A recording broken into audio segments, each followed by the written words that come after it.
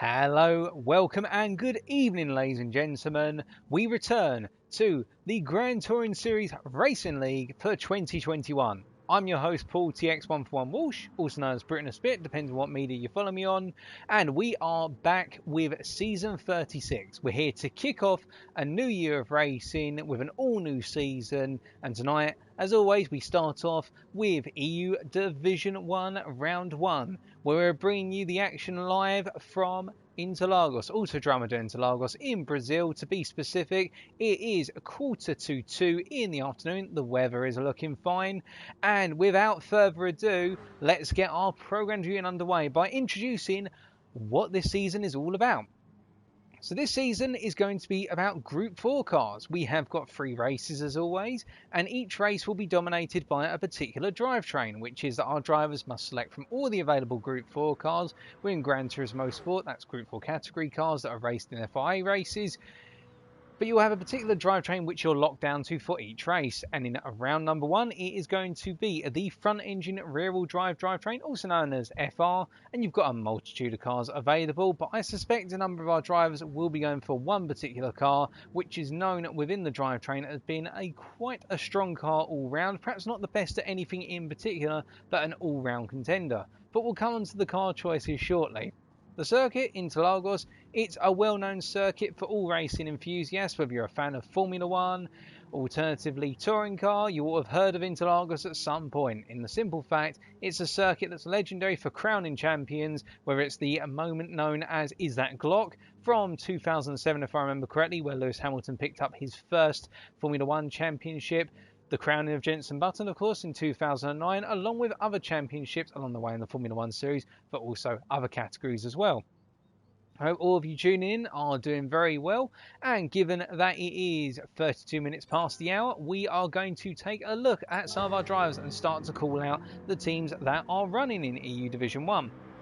So we start off then with what will be our first team, and that is team number 1 here, a combination of one Olaf Biscuit and Vitor Knight. We're just going to see if we can find either of them. We can't out on circuit at the moment, but many of you will know Olaf Biscuit, who will be running under the name of Olaf for the purposes of this season. You'll know Olaf Biscuit has been the dominant factor in season 35 when he was racing that season, had a phenomenal end to 2020 with some fantastic racing, and you'll know Vitor Knight has been a very fast Portuguese driver, if I remember correctly, from season 35, who found himself racing in EU Division 2 or EU Division 3, I can't remember which one, but constantly in the action throughout, and Vitor and Olaf are both just sitting in the paddock at the moment getting ready to go out onto the circuit.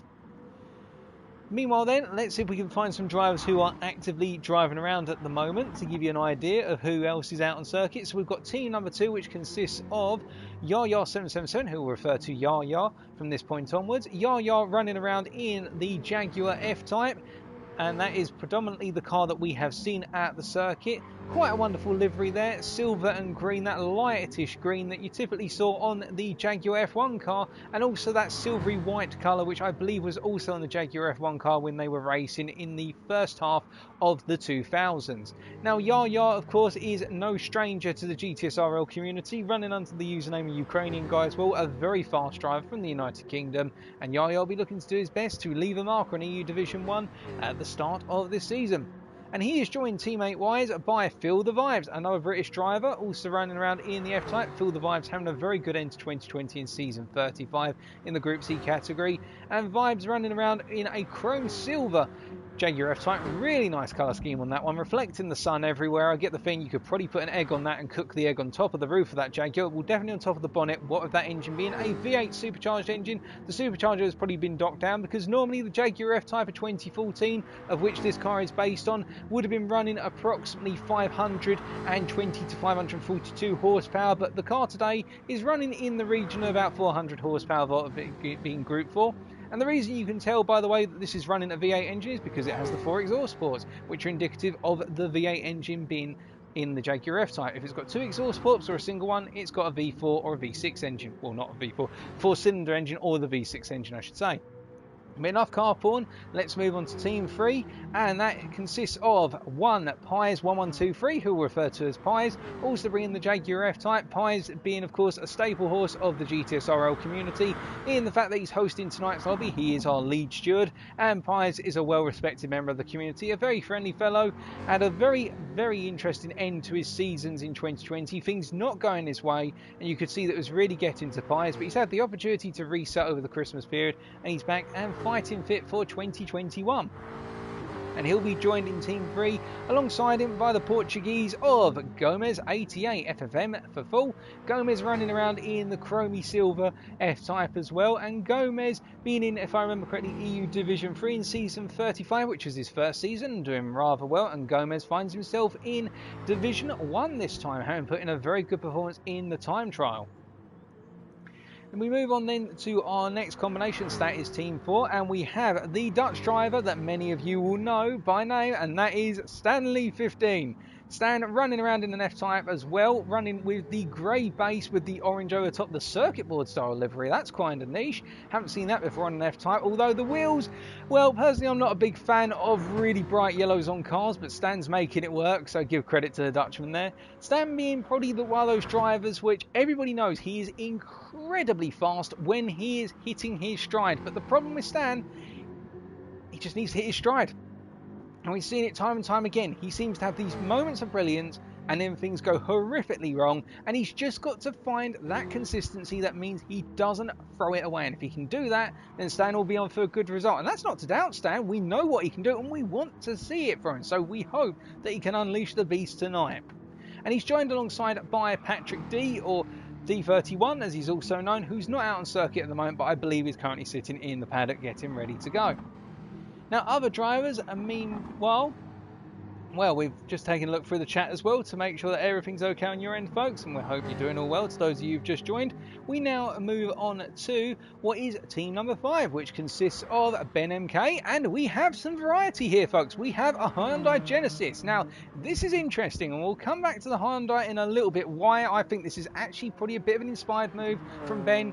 United Kingdom driver, we haven't seen him personally race recently, but Ben, from what I'm hearing, good driver and someone to watch out for tonight. And he is joined by a famous face from Poland, and that is Zenku Meister, who's running out in the Jaguar F-Type with the anime livery, the netball livery there. Zenku, of course, being the driver who had that horrific ending to his season 35 at Le Saft, where he had it all in his hands after a legendary overtake at the Porsche Curves, only to bin it on the final corner of the final lap and throw it all away. But still, Zenku will be ready to bounce back after what was a difficult end to 2020 and see what he can do tonight. Team 6 afterwards, it consists of Yannick 2000 and also Ian Trebuk, who I believe are not out on circuit at the moment. They're most likely in the paddock, so we won't be able to show you them. And then last but not least of our EU Division 1 teams is Team 7, which consists of Luco33 and Chronic Opel, who are not here yet. So we are missing a number of drivers at the moment being out on circuits. That gives us a quiet period of which to inspect the drivers and their cars. But we'll see what's happening in a little while. But let's talk a bit about the track then. Let's give you a tour. Well, actually, I'm going to stop there. We introduced D31. We mentioned him earlier, the Dutch driver, of course. D running alongside Stan and Team 4, the two Dutchmen back together once again. I know they were very happy to be racing alongside one another as a team in this season. They've done it previously and they make a very strong combo. And you can see D running a very similar livery to his teammate, the only difference really being that he's gone for lime green or neon green rather than neon yellow. And that means the two cars are distinguishable from one another, but you can clearly see they're related and running as part of what I believe is, well, the R2 team based on the number on the front and the side. Now, can we just see if there's anybody else who's decided to pop up? And we haven't seen it. No, not quite. So we're just going to take a quick step out to the lobby. We can also see that we do have Olaf sitting around at the moment, but otherwise, Chronic Opel has just joined. So the Australian has just made his way open. That long haul flight has not held him back. He's making his way in here. But whilst we're waiting for Chronic Opel to get out on circuit, let's give you a guided lap and let's ride on board with Pies, who's going to take you around. So 15 corners, 3 sectors. Pies is coming out of the Juncal corner, turn 12, going up through 13 right now. And the idea is in this final sector, I'm hoping Pies stays on and doesn't pit. Please, Pies, if you're listening, or at least you can hear me through the airways, stay out on circuit, give us a lap tour here. So, come on to the start-finish straight then to start another lap, cutting as much to the left as possible to cut lap time. He's going to get over to the right shortly for turn 1, looking for the 50 board on the right-hand side, stamping on the brakes there into turn 1, the centre S's, of which there are 2. So this is turn 1, and then turn 2 is the right-hander here, where you want to cut as much of that corner as possible before flying out onto turn 3, which is the end of the centre S's, now onto the run onto the first of the long straights of this circuit. Now charging it down towards turn number 4. The whole idea here is you want to carry as much momentum into 4 as possible. You want to nail your braking point at that 100 board and trail it over the apex of turn 4 here, so that way you can extend on the power coming out. You run wide, but not too wide as to drop off the curb, because that is a gradient which will fall off. Through turn 5 and now up the hill towards turn 8, but you've got to get through turn 6 and 7 first, which is a double right-hander. Turning it in here for 6 and then trying to hold it as close to the right as possible. Bit wide of apex for 7 initially there, but Pies recovered it. Now braking hard for turn number 8, going a bit deep on the brakes then, having to go down to first gear to get the car stopped before turn 9 here. A very difficult corner, turn 9, because you've got to hook it onto the curb, but don't get greedy with the curb before throwing the car out. And now coming up towards turn number 11, stamping on the brakes once again, sorry, turn number 10 I should say, stamping on the brakes once again before coming out of here, using first gear to get as much acceleration as possible. Turn 11 at this point, the left-hander that rolls downhill, which means you can get greedy with the throttle. And now turn 12, Juncal, which is the most difficult corner on the circuit, because all of your lap time here for sector 3 is balanced on getting turn 12 right, which you can see Pies did not. He missed the apex there and drifted wide of it. And now you've got the long run up through 13, now through turn 14, a sequence of 3 left-handers which are completely flat out, and then the final turn 15, which is that left-hander you can see up ahead. But I think Pies is going into the pits, so without further ado, we'll hop away from Pies' car, and that is a lap of Interlagos. Now this is probably the most interesting circuit available in GT Sport, because a little known fact about this circuit, for those of you who are interested, this is the circuit where the majority of the balance of performance tests are conducted by Polyphony Digital. So when we talk about balance of performance, that is the balance that is applied to the cars in each of the group categories, particularly Group 3 and Group 4, that you see in FIA races, particularly the Manufacturer Series, and this is one of the main circuits where the BOP is determined. Now, if you want some more facts on it, it's done using racing hard tyres, and the reason this circuit is used in particular is because it has 3 very unique sectors. Sector 1 is a balanced sector because you have the acceleration zone, well, you've completed the acceleration zone really coming into turn 1. You've got the centre S's, which are all about medium speed handling, and then you've got the flush out of turn 3, the run down turn 4, which is the longest straight, and that completes sector 1, so it's a combination of handling and acceleration and straight line speed. Sector 2 is all about handling after you've completed turns 4 and 5, and the fact you've got that run through 6, 7, 8, 9 and 10, which is where you want to try and hit those apexes as best as possible and use your brakes. And then 11 completes it, as Yaya is going for 11 right now. And then you've got the final sector, which Yaya is now coming on to, consisting of 12 through to 15, which is all about nailing one braking zone and then being as strong as possible on the power. And that is what makes this circuit so important when you think about balanced performance. And that's why whenever you see a daily race held here and you look at the top 10 for the daily race, particularly in Group 3, you'll see that it's never dominated by a single car. If the top 10 is dominated by a single car, then typically what that means is that car is overpowered in terms of the balanced performance and will need tweaking in a future update. So that's a little known fact, but we'll come away from that now and we'll introduce Olaf. Now, the United Kingdom driver, Olaf Biscuit as he's known, and we'll refer to him as Olaf from this point onwards, running around in the Jaguar F-Type. Very strong driver, as we saw in season 35, really dominated within his division and just seemed to be untouchable with most regards. And well, we can hope that he's able to continue that. And we seem to have some problems with regards to one driver who can't get into the lobby. So there is the lobby code for you, Yannick. Although you should have added Pies, I believe, unless you haven't got Pies on your friends list. But there's the lobby code for you. But Olaf being one of those very strong drivers. And unfortunately, we're getting a bit carried away there with talking about what's going on.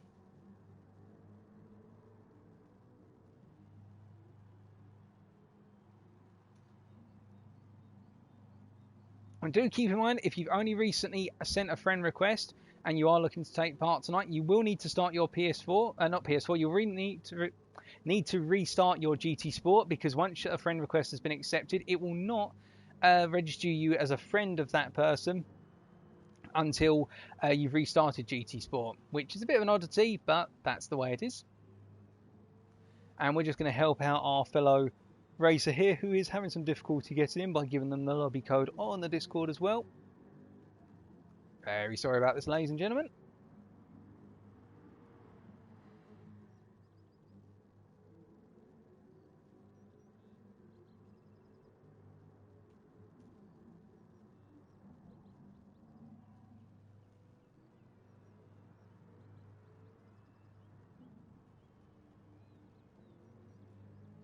But we seem to have some technical issues for one of our drivers here. That's why I've gone a little bit quiet, because I'm trying to help resolve this.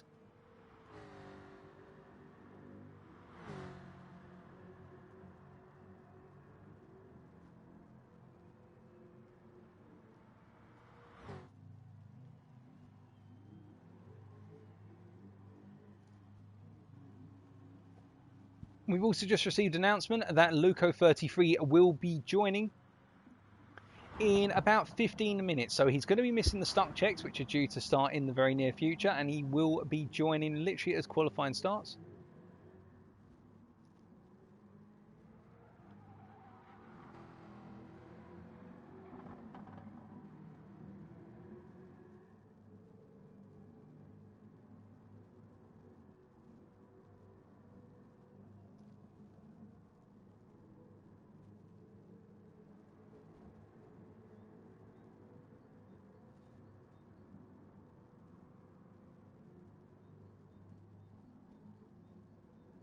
So, well, with that, whilst we're waiting,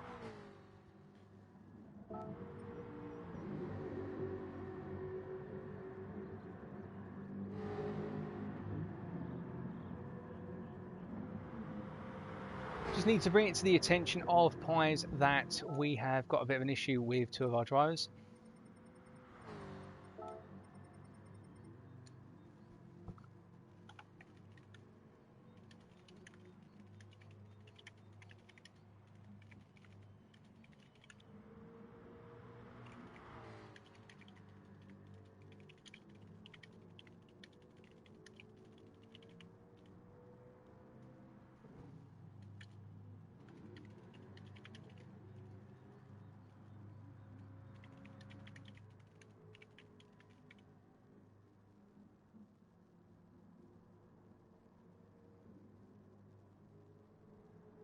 In fact, if he already knows, well, I'm going to send it anyway.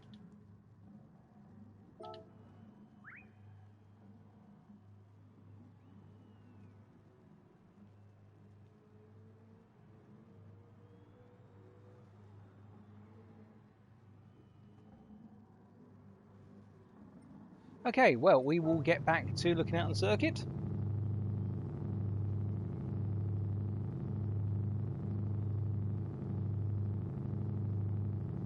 And well, whilst we're waiting then to get underway, we've just had Ian turn up as well, so I think we are going to eventually get a full lobby at this point. In terms of lap times currently, just going to try and see if we can get some lap times up on screen for you, ladies and gentlemen.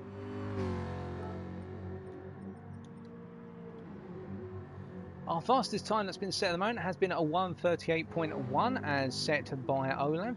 We believe that we may be looking at 1:37s, high 1:37s in qualifying if somebody's able to nail the perfect lap as Gomez comes into the pits. But you can see with Gomez currently sitting on that 1:38.6, we have got a relatively tight field here. I get the feeling that lap time is going to be spread by a range of approximately 1 second, given how close everybody was in the time trial. Perhaps 1.5 seconds if it goes wide.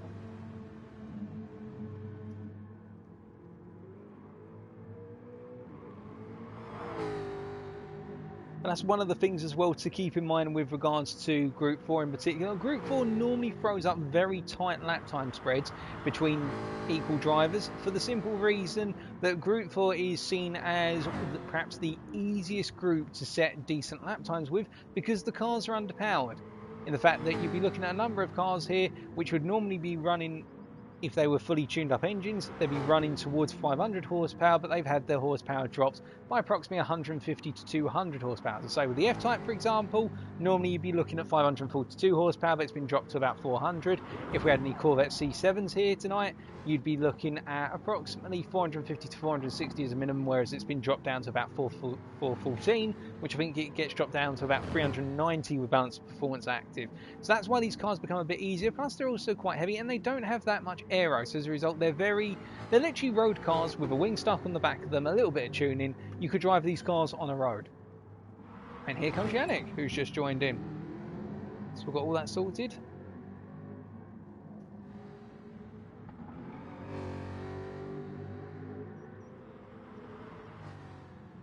Yeah, we do have one Genesis running around. That is Ben. Well, actually not.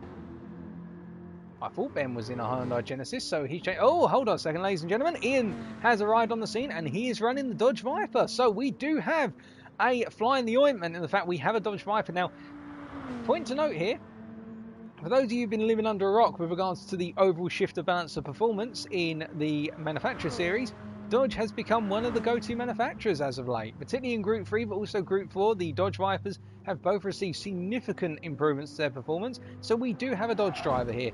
Now the thing about the Dodge compared to the F-Type, Dodge is very heavy on its front tyres. Upshot, however, is it's very fast in the straights. Now the F-Type does have 7 gears, which can help with fuel saving. Fuel saving is not important here, however, given the fact that we're not running any races where fuel is going to become a factor. The F-Type will be kinder to its tyres, as we're just going through all the different drivers.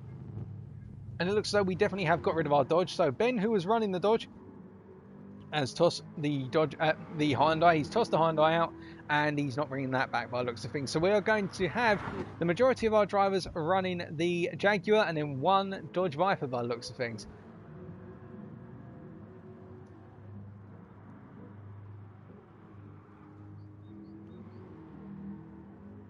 Chronic Opal running around in a rather tasteful liveried F-Type there with the yellow and orange combination. Golden gay time. Well, I've never thought I'd have to say that off the side of a vehicle, but I get the feeling some of these liveries have been done in order to spice things up, and from what I'm gathering there's going to be some really spicy liveries tomorrow. But Golden Gay time is the Chronic Opal mobile here.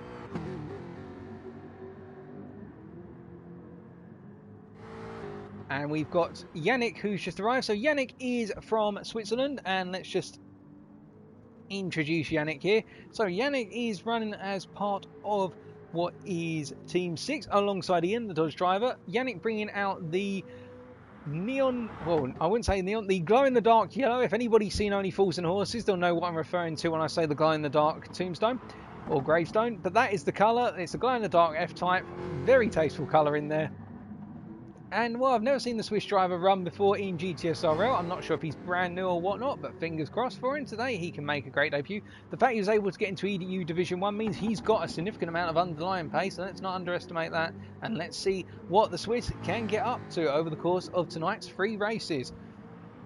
And Ian, his teammate, running around just a little bit behind him at the moment, as Luco has just joined as well. So we are going to have a full lobby at this point. That is fantastic news to hear.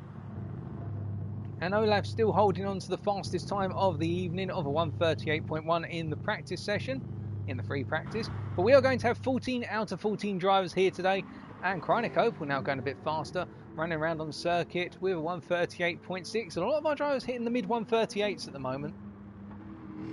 Now, whilst we are waiting, let's talk a little bit about what is the schedule for tonight. So, shortly, we're going to get some start checks underway. So this is to make sure all of our drivers are able to get off the grid safely and successfully. It also gives everyone a bit of practice as to getting used to the run down to turn 1 and also the run through the centre S's at the start of the race. Because I'll tell you now, things can get very feisty at Interlagos on the opening lap, simply because you've got a whole roster of cars all trying to concertina into turns 1 through to 3, and everybody needs to settle down to form into a train effectively coming out of 1. You can't really go side by side through turn 2 unless you can trust the driver who's alongside you to do it. So you're going to see that here. All of our drivers will get a little bit of experience of running together, and they're just going to wait for the lights to go out and get underway. And feel the vibes here. We'll be starting on pole for our first start check. And you can see he hasn't had the best of starts there. A bit of wheel spin there, trying to launch it manually rather than relying on traction control because of the wheel spin, and Ben MK is going to be the one who leads everybody down into turn 1. You can see it's a short run into turn 1, and you want to now but feel the vibes going around the outside of Ben and coming back at him on turn 2, and Ben getting knocked wide as a result of that, although I get the feeling Ben probably just opened the steering wheel up because it's not important right now. Of course, a number of our drivers will remember that information and know, as we come out of the race ourselves so as not to glitch the camera, they'll know that there'll be potential drivers around them who may try and essentially force a move into turn 2 on lap number 1 because they feel they're alongside, which you are legally allowed to do as long as you respect that somebody's on your side, of course. But mostly clean, and that is a good start to seeing things as they go, as everybody's going to be now heading back out and we'll be getting another stuck check underway, but nobody was stuck there, which of course is good to see, as everybody's now going to ready up and then pile out the pits to get stuck check number 2 underway.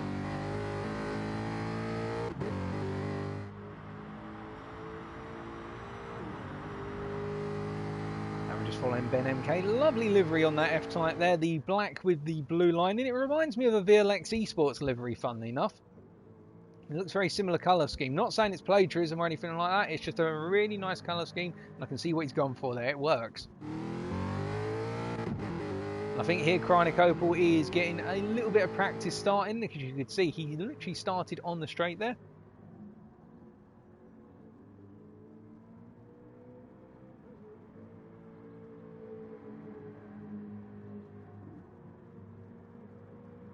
And as they're all making their way round and getting ready for stuck check number 2, Electric Boogaloo, Ian right now, again, this is the interesting thing. So let's talk a little bit about how the cars are going to balance out. So, as mentioned earlier, if you want an all-rounder in Group 4 that's front-engine rear-wheel drive, you go for Jaguar. Why is that? Simply put, 7 gears, great acceleration, stable car under braking, stable under cornering. The weaknesses with the car, well, given that it's got 7 gears, it means that you'll be doing a lot of upshifts and downshifts. It means also you've got to be smart on which gear you use in order to avoid doing unnecessary shifts. As we can see, Pines has made a slight change to the room and changed the time of day as well. But the F-Type will get most things done, and you can mess around with the brake balance to open up that rear end. A number of drivers used to complain that the Group 4 F-Type was really understeery. I disagree. You move some of the brake balance towards the rear, move it to about 2 to the rear of the car will open up lovely for you. And you just got to get used to the fact that it's a bit heavy on entry, but you can get it to turn quite nicely. Flip things on its head, however, as we get a bit of a glitch camera there. What about that Dodge? Well, the thing about the Dodge, which is being run by Ian, is that it's very fast in a straight line. It's only got 6 gears, but its 4th, 5th and 6th gears are very, very strong from what I recall. On top of that, what you need to add to it is the fact that whilst this car is going to be quite aggressive on its fuel, that could actually be quite good given that we have not got to worry about fuel in these races. A lighter car means that you can be more daring with it, so it will burn its fuel a bit faster than the F-Type. The only thing that Ian's got to worry about in this one is that with the focus on that overall straight line speed, the Dodge does lose out a little bit in terms of cornering, so it's not as easy to get it to go into the lower speed corners. So turn 4, for example, actually I dare say turn 4, probably not a good example given the fact that turn 4 is a 3rd gear corner, but let's say for example turn 8 and turn 10, you'll see that the Dodge will require a little bit more effort to get it to settle on entry into the corner, simply because of the fact that it'll want to understeer initially, and you've got to really force it onto the apex. And you can see Ian doing a fantastic job there of getting the car to rotate into turn 8 and then flowing through 9. But we will have to just keep in mind that the car will want to go straight a little bit, not to the extent of a front engine front wheel drive car, nothing like that, but it can just be a little bit irritating if you're not used to trying to get the car to point. Now, have we got any other cars out on circuit, or car types I should say, other than what we've seen so far? No, so that is our setup. I was hoping to see that Hyundai come out from Ben, but I get the feeling that it's not going to be coming back. The Hyundai would have been an interesting one because it would have been very strong in Sector 2, which is the handling sector, but would have lost out in Sectors 1 and 3 a little bit because it loses out on straight line speed. One other thing to keep in mind with the Hyundai as well, it's quite a heavy car, which means it's very planted through turning, through corners, but also in the Senna S's, for example, you can feel very confident about getting on the power with the Hyundai, whereas the Jaguar is not as planted per se. Once you've got it going, it will feel planted, but it can just be a little bit hesitant upon initial entry. As Ben just pulls off the line there, and you can see that everybody's getting some practice running alongside one another. I think everybody's got race fever already, and we're not even underway. But whilst we're waiting for our next start check and for qualifying to get underway, we're just going to give a very quick shout out and a special mention to the fact that within the community, what you've got to keep in mind is it's not always the case that every driver is able to make their own livery. Not everybody, and myself included, I'm artistically deficient, I'm not artistically talented, and a number of drivers here will say to other drivers in the GTSRL community, look, do you mind helping me out with the livery? Now, we of course have Stanley with his wonderful liveries that he's made for himself and D31, the two Dutch drivers running around on the circuit. We're just flicking some to give you an example. But then we also have the likes of Olaf Biscuit, who tonight is not running a livery that he's made himself. This livery was specially made for him by Jerry R. Driver, who works as part of the MVM design team, and he has made the liveries for Vitor Knight and Olaf's cars tonight. So we're looking at Olaf's right now, and if we can find a Vitor somewhere on circuit, there you go. The coral livery with the, essentially, the brownie Moby base with the white and then the brownie gold overlay on top and the coral logo there as well, and a bit of GTSRL sponsorship. So just to give you an idea that everybody's out there to help one another out, and you also see some more designs by MVM Designs tomorrow in EU Division 2. That's just a quick shout out for those guys, of course, as we now harp away, and we're just really waiting to get underway at this point. As I say, thinking about what can we expect from drivers, I think the key thing in qualifying in particular is you've got to think about the fact, right, at this circuit, you've got a lot of overtaking opportunities. It's not a case that this is a circuit where you can't go side by side. There's multiple places to go side by side. There's multiple places where you can go for lunges. You can go for attacks. You can be daring. Personally, I think the idea will be from our drivers, of course they'll want to qualify as close to the front as possible, because I suspect what will end up happening is once we get towards the second sector in particular, you're going to see the whole pack of 14 drivers, as Stan and D get a little bit close for comfort there, the two drivers having a little bit of a kiss and touch. But that was a bit unfortunate, as Kreinikopa was actually starting to set laps closer to the best we saw earlier. That 138.1 by Yaya now almost being matched by Kronik's 138.3. And keep in mind, Kronik is on fresh tyres and almost full tank of fuel there. So that is quite close. And there's a lot to be expected as we're getting another start check underway. And this will be our second start check. And I think we'll probably have one more afterwards now that we've got Luco joining. And we'll introduce Luco after this start check. But I think a lot of our drivers, they'll want to try and qualify in the top half of the grid, and they'll want to try and stay with the lead drivers for as long as possible, because slipstream is also important at this circuit.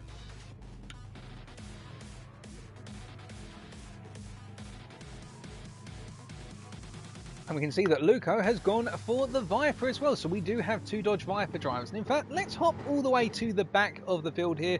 And we're going to ride on board with Luco. We're inside the cockpit here of the Dodge.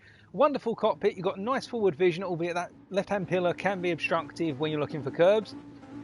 But you're going to see here Luco getting a good launch initially, and then just bogging down a little bit here, perhaps a little bit hesitant to get too soon on the power. But also what you can see is the Dodge has a very poor acceleration in its opening gears, but it's when it gets up into fourth gear, that's when it's going to come alive. So that's what you need to watch out for here. Whereas the Jaguar's more geared for that bursty acceleration, the Dodge is all about the acceleration over time. As we can see, he makes a really good run through the centre S there, through turn 3 as well, going around the outside of Vitor Knight and now coming down to that straight. And watch now as he's in fifth gear, look how it's building up that speed and he's getting faster and faster and faster. Of course, he'll be slamming on the brakes very shortly as everybody's now quitting out of the lobby. But that's the thing to note with the Dodge. It's got that straight line power that the Jaguar doesn't necessarily have.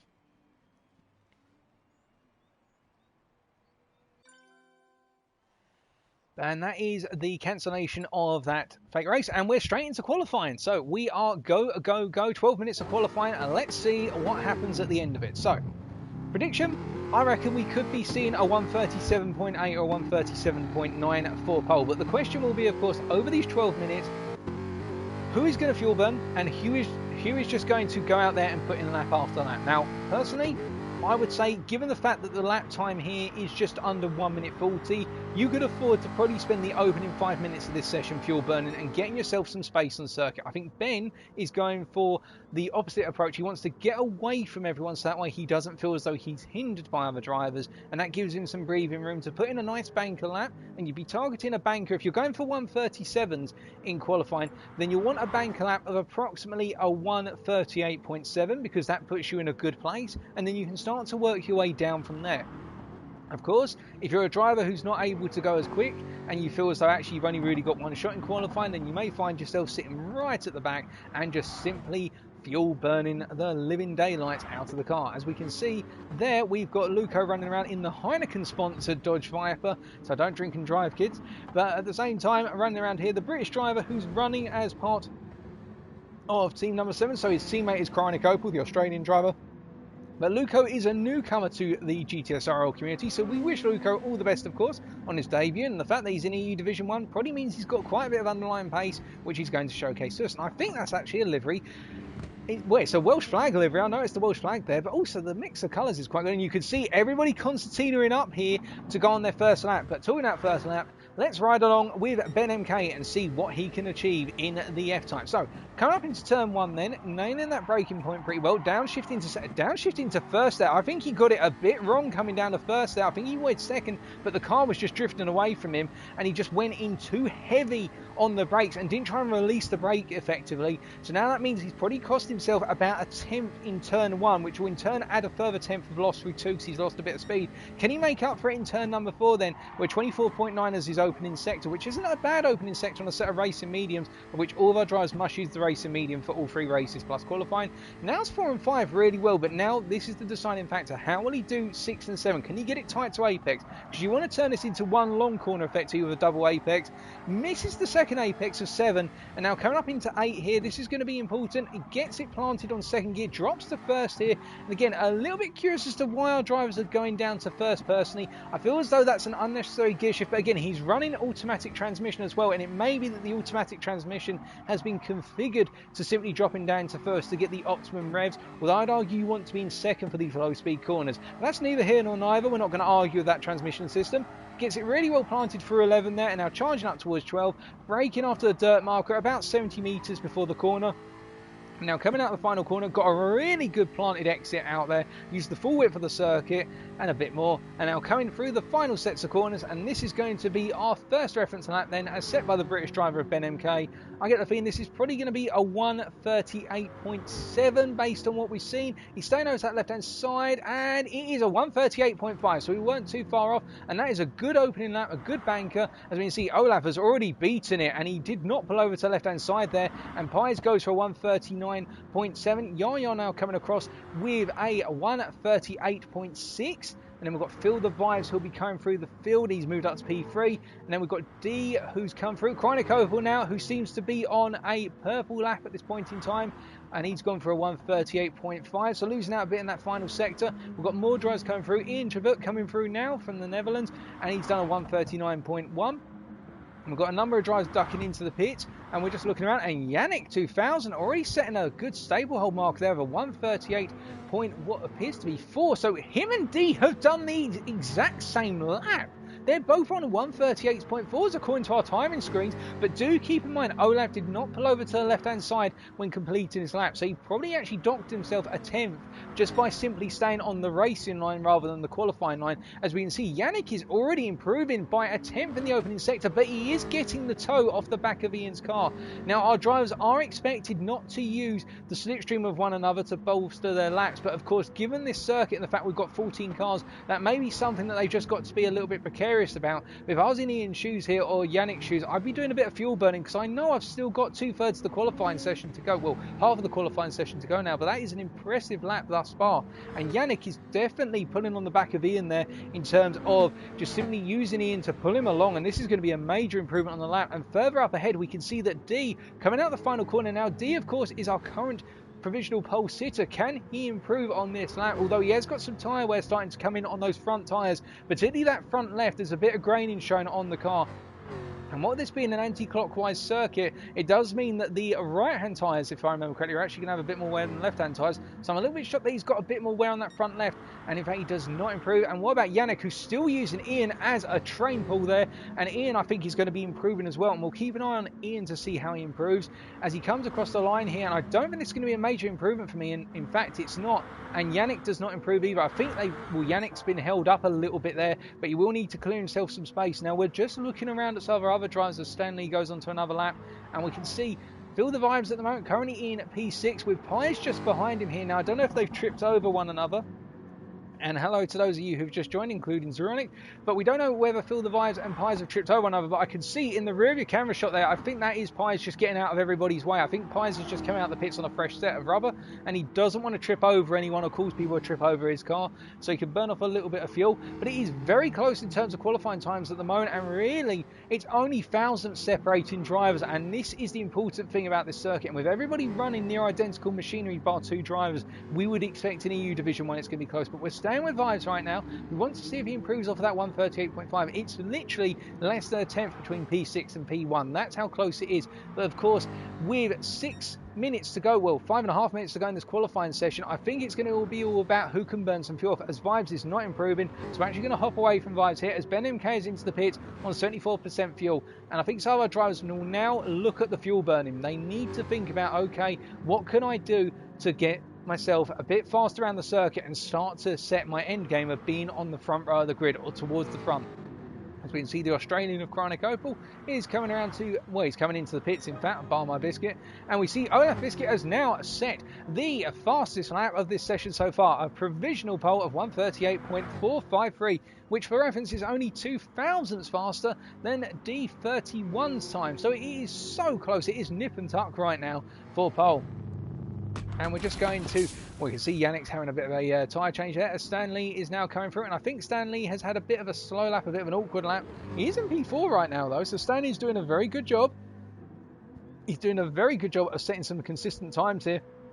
And I think that it's now coming to the 4A that Stan is showing that pace, which we know he's got. I don't know, he's coming into the pit, so he's coming in for a pit stop. But Olaf right now is definitely on a fast lap. And I think Olaf actually hasn't pitted for tyres yet. So Olaf's going to pit surely at the end of this lap, because that front right in particular is definitely seeing a lot of wear compared to the other tyres. And, well, given the fact we've got some heavy braking zones and some corners which really put pressure on that right tyre. And in fact, I say that, Olaf is going at 400ths faster than his previous best on these worn tyres. He's gone very wide out of 12, but he's just been able to use the full track limits there. And you can run wide of the curve there and use a little bit of the grass in order to stabilise the car. You can use it as an acceleration point, and Olaf doing that, especially with the fact the car's going to be planted or being front engine rear drive. And Olaf pitting whilst on a purple lap. Now that is confidence. I think Olaf reckons he's got a 137 lined up, because surely if he can burn a tad bit more fuel and give himself some space out on track, it's going to be his oyster. Olaf, I think it will be the one to watch with 70% fuel remaining in the car. That's 70 litres of fuel. And D now coming around to complete another lap here, having just done a warm-up lap. Well, in fact, I say that, no, he's on a warm-up lap right now, so he's going to be going onto a fast lap. D only 2 thousandths off of Olaf's provisional pole time at the moment, as Phil the Vibes comes across and does not improve. So we're going to ride on board with D as the Dutchman goes for another lap. So using automatic transmission as well here.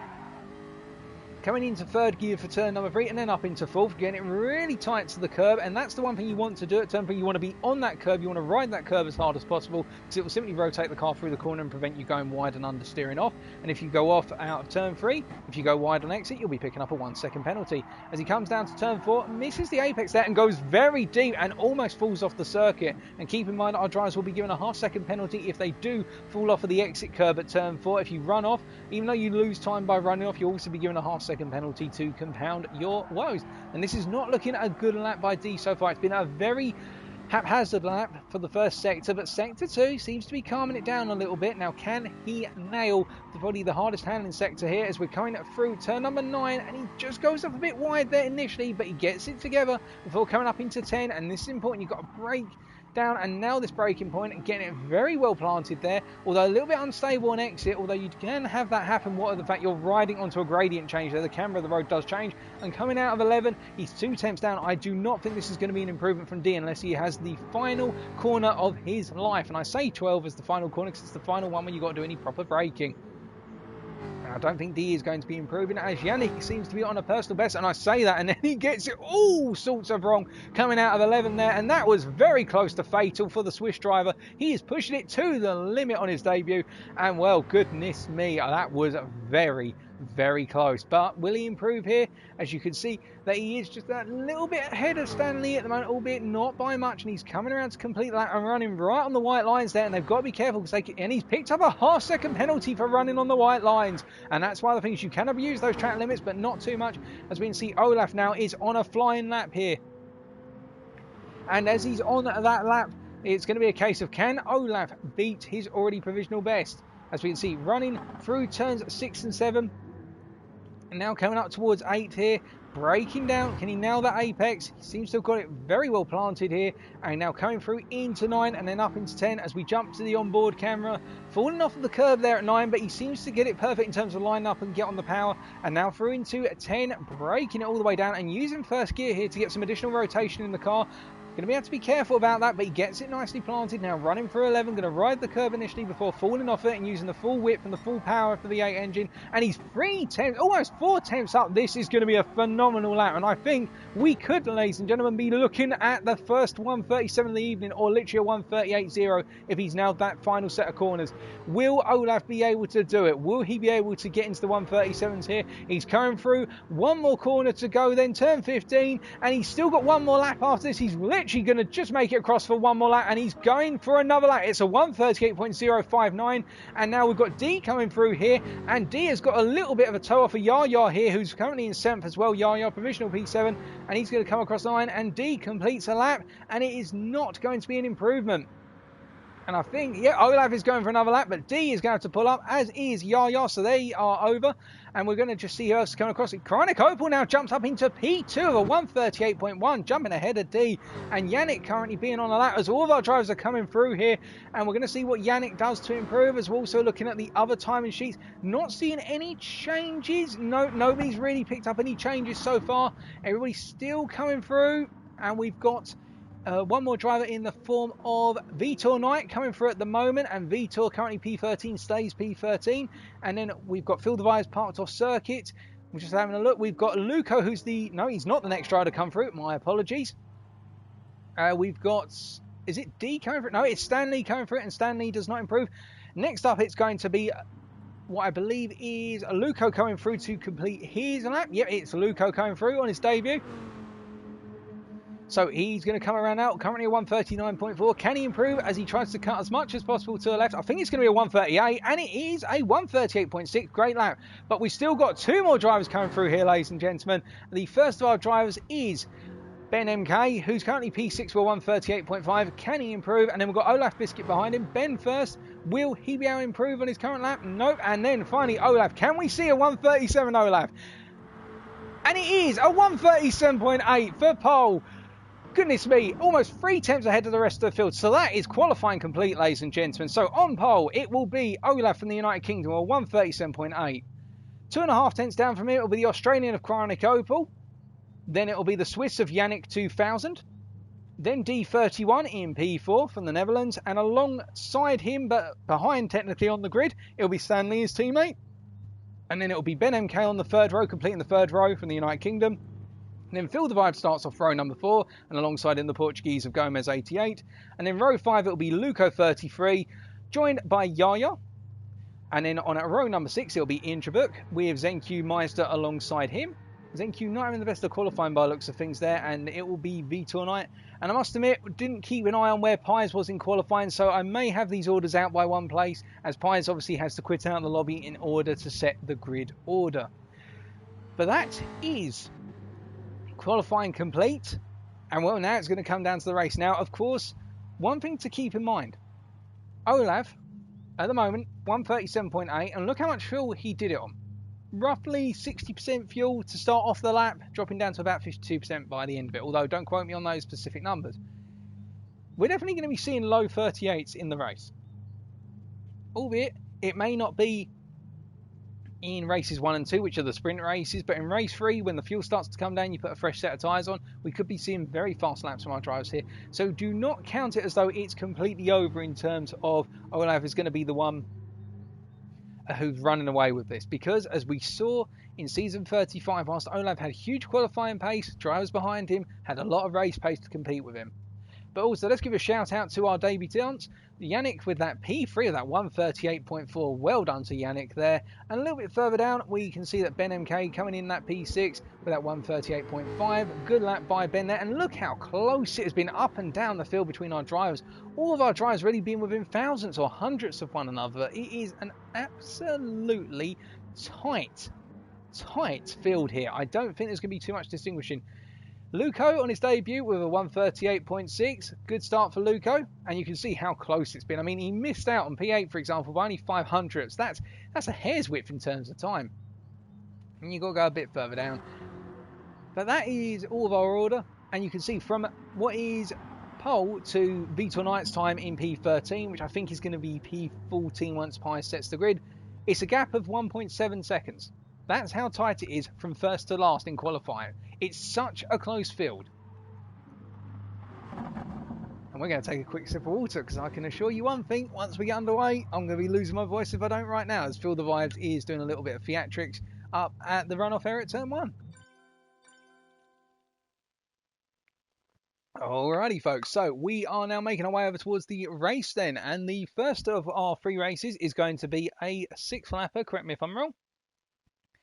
It's going to be 6 laps, the races 1 and 2, and then the third race will be 12 laps, but we come back to that one a bit later, because let's not skip away from the first race.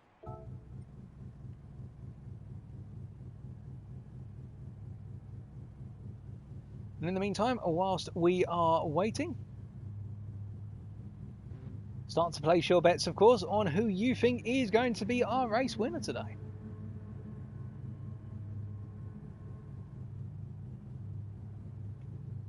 And it's all quiet, apart from Ian, who's making his way out onto the circuit. So start to place your bets, of course, ladies and gentlemen, for race number 1. Okay, thank you for confirming, Benji, that you run manual. Sorry about that.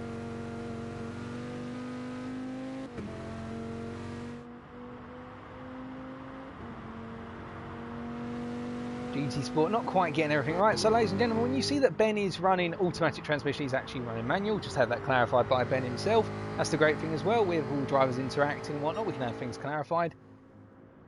Also, it would make sense given the fact that we saw a Jaguar with automatic transmission earlier jumping down towards first gear. And hello to those of you who joined us in the chat, including Moon, who's just popped in. And I hope you're doing well.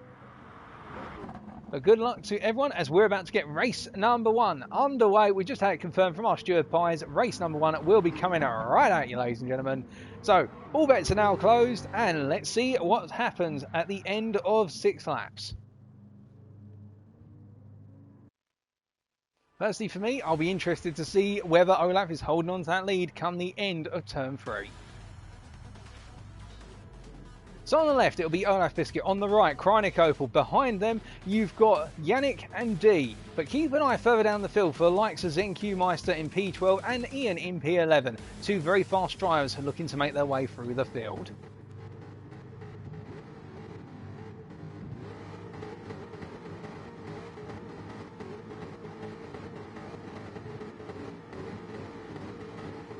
And it's lights out and away they go, and Olaf and Krynik have both had good starts, but behind them, keep in mind that Yannick has had a strong start, as has D, but you can see Krynik is immediately going for that inside line on Olaf here, but Olaf hanging himself high on turn number 1, probably to avoid getting caught out there as Yannick goes round the outside of Krynik initially, and Yannick has made his way up into P2, but I think, yeah, Krynik Opel has gone a little bit wide there as they all come through turn 3 now, and all of our drivers making it safely through the opening set of corners, but we've got a lot of battling going on, what with Stanley trying to make his way round the outside of Ben under braking into turn number 4 here. Olaf up in front and Yannick has got into P2 and there's been contact. There has been a bit of a yo-yo effect. A number of drivers getting caught out there into turn number 4 and Stanley being the one who's lost out the most. Dropping all the way down, and what has happened to ZenQ here? He's gone spinning out. He's gone spinning out of turn 5 and it's in tatters for ZenQ and made a lot of ground on the opening set of corners, and Olaf is running away right now as Krynik is feeling some pressure from Ben NK up into turn 8 and Ben drifting his way into the corner and knocking Krynik wide. I think Krynik's going to be thinking, Ben, you better give that one back a little bit later, as now Krynik is having to fend off Phil the Vice, who is going to have the inside line into turn number 10. I think Phil the Vice has got it done against Krynik here, and they're all going to have to simply settle down a little bit. I think it's that rawness of it being a new year of GTSRL that's kicking in and causing all of our drivers to get a little bit fighty and bitey as they're all coming into 12 then to complete Sector 2 and start Sector 3. All of our drivers now coming around to complete their lap. As you can see, a drag race is kicking off with Luco into drag race against Vitor Knight here. And you can see the Dodge, once it gets on this long straight, uphill straight, it's got so much power. But in return, Vitor's fighting back. But up front, it's going to be Olaf Biscuit ahead of Yannick, then D, then Ben MK, followed by Gomez, then Feel the Vibes, then Krynik Opal, then Luco, who's defending against Vitor Knight as they come down to turn number 1 for the second time of asking. And Luco's holding on for now as Vitor's trying to run it round the outside, and he hasn't quite got the overlap there, so he's got to get up the ground. And it's Stanley in P10, followed by Pies in 11th, then Yaya, then Ian, and then last but not least is ZenQ. And we're going to find out what happened to ZenQ on lap number 1 as he was coming out of the corner here, out of 4, and I think he just simply went into the wall. Yeah, he got squeezed into the wall by Feel the Vibes. I don't think there was anything malicious there, and it all went completely wrong. I think Feel the Vibes simply did not realise that ZenQ was there, but they could sort that one out afterwards as D is running close behind Yannick right now, and I can see that Ben MK has fallen a little bit off the back of those two as Feel the Vibes is now feeling the pressure from Krynik Opal. I think those Australian vibes are coming through to the Britishman, and the Britishman is definitely feeling them in return. And Krynik here will know that he's got the pace to be right up the front as they're all coming through Sector 2 again. And you can see, hold on a second, is that Luco going wide? He just kept it on the circuit if he did. And Stanley behind him right now. Stan having dropped out quite a bit after making a lot of ground on the opening lap, but it's all settled down, and behind them we've got quite a bit of fighting into turn 10 with Ian battling with Yaya, and Ian holding on to the outside of turn 10 there and holding off Yaya, and you can see the difference. It seems as though in Sector 2 in particular the Jaguar just has that overall acceleration advantage, but as soon as we get uphill into Sector 3, that's when things open up where the Dodge just simply can put the foot down. You can see Ian is running away from Yaya and now hunting down Gomez. And up front, it's no change as we can see that D is going side by side into turn 1 on lap number 3 against Yannick, and they're going through the corner, and D's gone too deep, and Yannick has gone for the cutback, and that was well played by the Swiss there. The Swiss holding on, and D gives him the space, and Yannick showing a great amount of racecraft there to simply go, okay, D, if you're going to go deep, I'll just simply cut inside you. And Krynik has fallen back a little bit on vibes there as we've got Luco chasing after these guys. Don't count him out, and Stanley finds himself in a bit of a no man's ground where Gomez right now is being chased by Ian, and Ian not able to capitalise as they're coming down to the straight up towards turn 4 here, but Ian is getting ever closer to the back of the Portuguese run. I think the Dutchman's going to be in attack range within the next lap. But meanwhile, looking further up, Yannick is still holding on to P2 against D, but you can see Ben MK is now being brought into the mix, simply running close behind and staying consistent, and he's able to pull away gradually from Feel the Vibes, who is doing a good job of holding off the Australian attack of the Golden Gate Mobile of Krynik Opal. But meanwhile, behind them, Luco is gradually getting into the fight, and I think Luco is just studying these guys at the moment and wanting to get closer and closer, and I can see in the rear of that camera shot that Ian is all over the back of Gomez here, and the Golden Dodge is simply trying to get all in position to attack, but you can see Vitor ahead of the pair of them is really struggling at this point, and in fact Gomez had his exit of 10 compromised there, and Ian's gone wide out of 11. He's got to be careful with that, because if you run onto that AstroTurf and lose the steering wheel lock there, you're going to go flying. It'll be good night from Madrid, or from Brazil at this point. But Ian right up the backside here, but up front what we're seeing is that Yannick is once again feeling the pressure here from D, and Ben is now in that mix, and I think D's going to go for another move this time, but I think he's going to be a bit smarter about it. In fact, he doesn't go for it, and then we've got Feel the Vibes being attacked by Krynik Opal, and Krynik has tapped the back of Vibes there, but he's backed out of it immediately. Great sportsmanship from the Australian, and we can see, hold on, say, has Ian gone for the move there? We're going to have a quick look back and see what happened, and Vitor is definitely up in position, because Vitor's up into P9. Let's take a look back at what happened there. So on the straight here, actually, no, my apologies. Gomez was always ahead of them, but Vitor just seems to be losing out. And you can see that Gomez is just simply too much of a hold up on Ian. I think Ian's gone for the move here into turn 1, but Gomez has tried to shut the door. And in fact, he's gone deep on the brakes, and that's why Gomez is still ahead of Ian. So that clarifies what's going on there. But meanwhile, as we look further up, you can see it's all coming together in the run-up towards turn number 6. And well, there's a penalty for Ian. What has happened to Ian? Because Gomez now has got Yaya behind him. It's all chop and change for the Dutchman, and he's losing out. He's lost a load of places as he's trying to find a move, and Gomez is holding on and becoming a rolling roadblock for anybody who wants to get into the top 10. They're going to have to get past Gomez if they want to, as Ian is trying to go around the outside of ZenQ, round turn number 9, and that's not a place you go around the outside unless you've got a huge amount of mechanical grip, and he's trying his hardest, give him credit, but he just can't get past them. Pies is right at the back. Now, what has happened to all these drivers? We'll find out in a little bit, but right now it's Olaf running away 4 seconds ahead up front. But we've got 3 drivers all nose to tail on one another as we ride on board with the Dutchman, the D31, getting that wonderful dashboard view here, and hopefully he hasn't scratched the leather on the front of that interior, because as you can see, Yannick ahead of it is trying to size up a move, and D is just simply waiting for it, and Yannick is looking to make the move. And in fact, we have got Ben MK round past Yannick at this point, but Yannick is holding to the outside and now, giving the inside for 2. But remember, he's got to give the space to Ben, and he's given Ben a little bit of a touch, and I think Ben's flashing his lights there as if to say, well, don't do that again next time, pal. But I think it's all clean between these drivers at the moment. All 3 of them running nose to tails. They're on to lap number 5, and it could be anyone's guess who's going to be on that podium out of these 3 right now. But Olaf is just being given the space to run away with things. And behind them, Krajnikopoulos has started to pull a little bit away from Phil the Vibes. He's finally got the move done on the British driver, and Luco is now attacking Vibes and trying to get in the firing line. But behind them, Stanley currently sitting in P8. Not much happening for Stan. Gomez in P9 ahead of Yaya at this point. Now somebody has dropped away, and that is Ian has dropped away massively. Now I think Ian's burnt a penalty and also had something go horrifically wrong. We won't come back and catch that right now because there's other action out on circuit. But Ian's race has gone from bad to worse, as we can see that Ben has really dropped back. And I think there has been a move between D and Ben, which would explain it. And yep, there it is. D went for the move into turn 7, and Ben has had to go deep as a result of the move. And that is what's opened up the gap. And in fact, Ben has gone very deep, and I'm not sure whether there was a push or anything along those lines. It looks as though Ben just simply got pushed as far wide as possible, and now D is having to hold off Ben, because we can see that Ben is a very, very consistent driver at this point, and Ben is going to come back at D as we move on to that final lap. So the white flag is out now, and that means we've got 1 more lap to go, and up front it is Olaf 5.5 seconds ahead, but we're not too interested in Olaf. That's old news. New news, however, D is moving to an outside line initially, and I think Ben's also doing the same. I don't think Ben's going to go for the move yet. I think he's going to wait for an opportunity to go for this move and see if D tries to go for something on Yannick, because those guys are running so close to one another. At any point it could all kick off effectively. Behind them, well, Luco's up into P6 now. Did we miss a pass there from Luco? In fact, he got it on the run up through 12, I think, because he's already ahead of Vibes, so we did miss that off camera. But coming down into turn 4 for the 6th and final time of asking, you can see that Yannick is just holding on right now, all the machinery being equal, and Luco defending against Vibes and holding off the attack from his fellow countrymen. And coming up into turn number 6 and 7 then, will we see a move from Ben NK? Not at this time. I think he's backed off of it quite a bit actually, because he's dropped out the slipstream side. He's dropped down to 8 tenths. Perhaps Ben simply decided, you know what, had a good opening race, so up into P4. This puts me on the 2nd row of the grid. Let's not compromise it now with a fast charging Australian behind me. But meanwhile, D is doing everything he can to stay right behind Yannick here and trying to chase after them.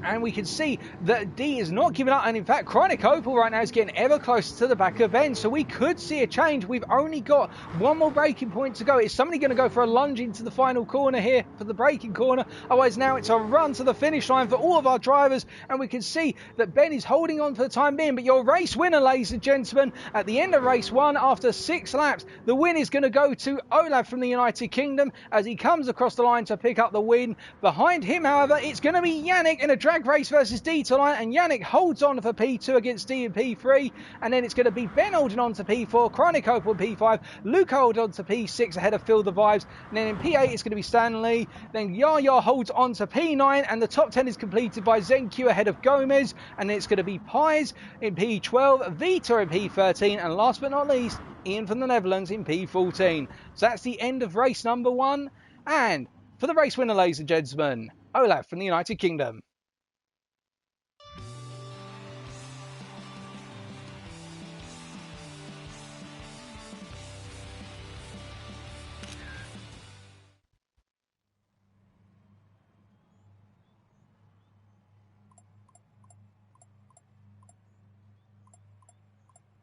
So that is race number 1, ladies and gentlemen, and well, let's take a look at those race results just quickly. We can see the fastest lap also went to Olaf, that 1:38.1, so only 3 tenths off of his qualifying time, so you can see just how much pace Olaf has got to extract in that car. But to be fair, it didn't all go Olaf's way initially, simply because the amount of fighting. It was the fighting that occurred behind Olaf that allowed him to pull out that 6-second gap in the end. It was great racing though, all round. And well, it only opens things up for race number 2, of course. And for those wondering, I see we've got a question in chat about catching the brake balance on the Jag. So that's Aaron DC. My personal recommendation to you, Aaron, having run the Jaguar F-Type in FIA, would be that you want to run it either 1 to the rear or 2 to the rear to balance out the tyre wear. That also opens up the rear end a little bit, particularly if you've got 2 to rear, which is my personal preference. That will open the rear end up a bit in order to help you get through the corners and balance that tyre wear.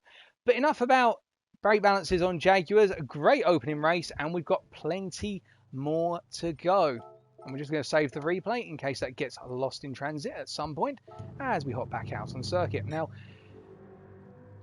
it was a good opener. And I believe there was a point where Ben was able to get a double overtake on both Yannick and also, what was his name?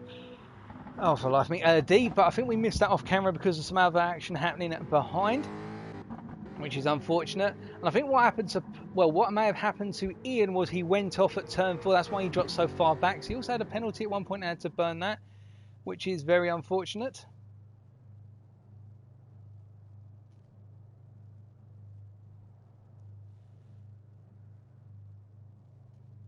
The third race is 12 laps long, for those wondering, but we'll come back to that. So 2 6-lap races, of which we've got race number 2 coming up in a couple of minutes, and then 12 laps for the final race.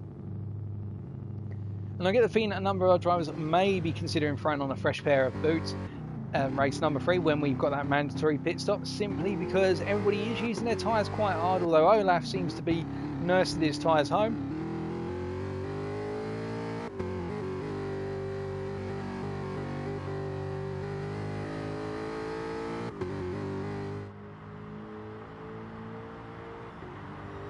We're just following Ben as he runs out onto the circuit at this point.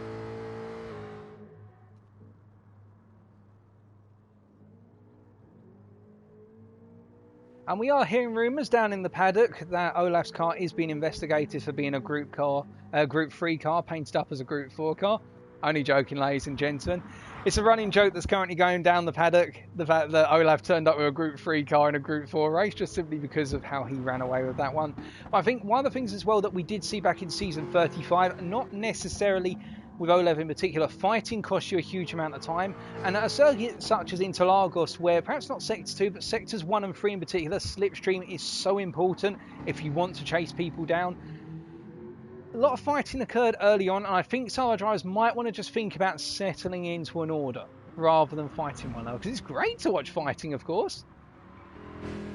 But at the same time, they might be diminishing their returns if they fight too much too early on. We're just going to have a quick sip of water whilst we're waiting for race 2 to get underway. And one other thing to note as well, as we saw, the Dodge is not good in terms of its starting procedure. The Jaguar's got a much better starting procedure. But that Dodge, once it gets underway, particularly Sector 3, is very strong in the uphill acceleration zone. And that's one thing that surprised me as well, that nobody's bringing the Mustang tonight, because the Mustang is much alike the F-Type. The only difference is it loses out a little bit initially on acceleration because it doesn't have a 7th gear. But otherwise, it's sort of a middle ground between the F-Type and the Dodge, in the fact that it's got a bit more handling than the Dodge, but it's got a little bit less acceleration than the F-Type. But nonetheless, if anyone wanted to do an absolute crazy one, I'd love for somebody to bring a Toyota 86 and pick up a podium.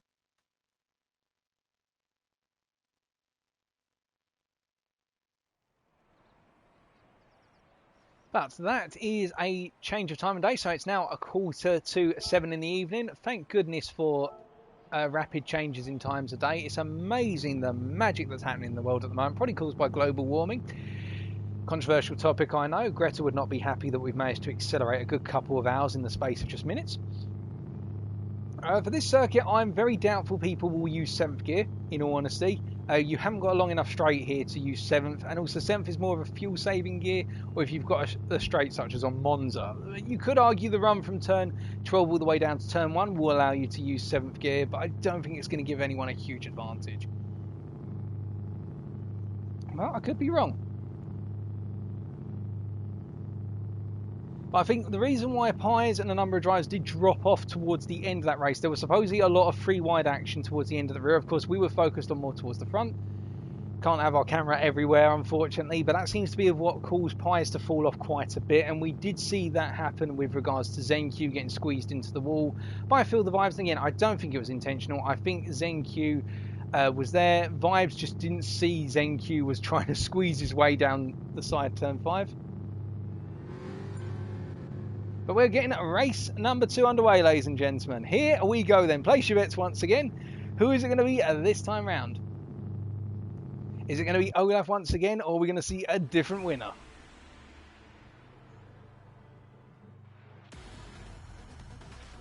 Alrighty then, so on the left it is Olaf, on the right this time it is Yannick. Behind them, D and Ben, both feisty for the podium positions, and behind them, Chronicopel and Luco 33. But keep an eye on Pies right back in P12, who could be looking for a good result here. As we look towards the grid there and wait for the lights to go out.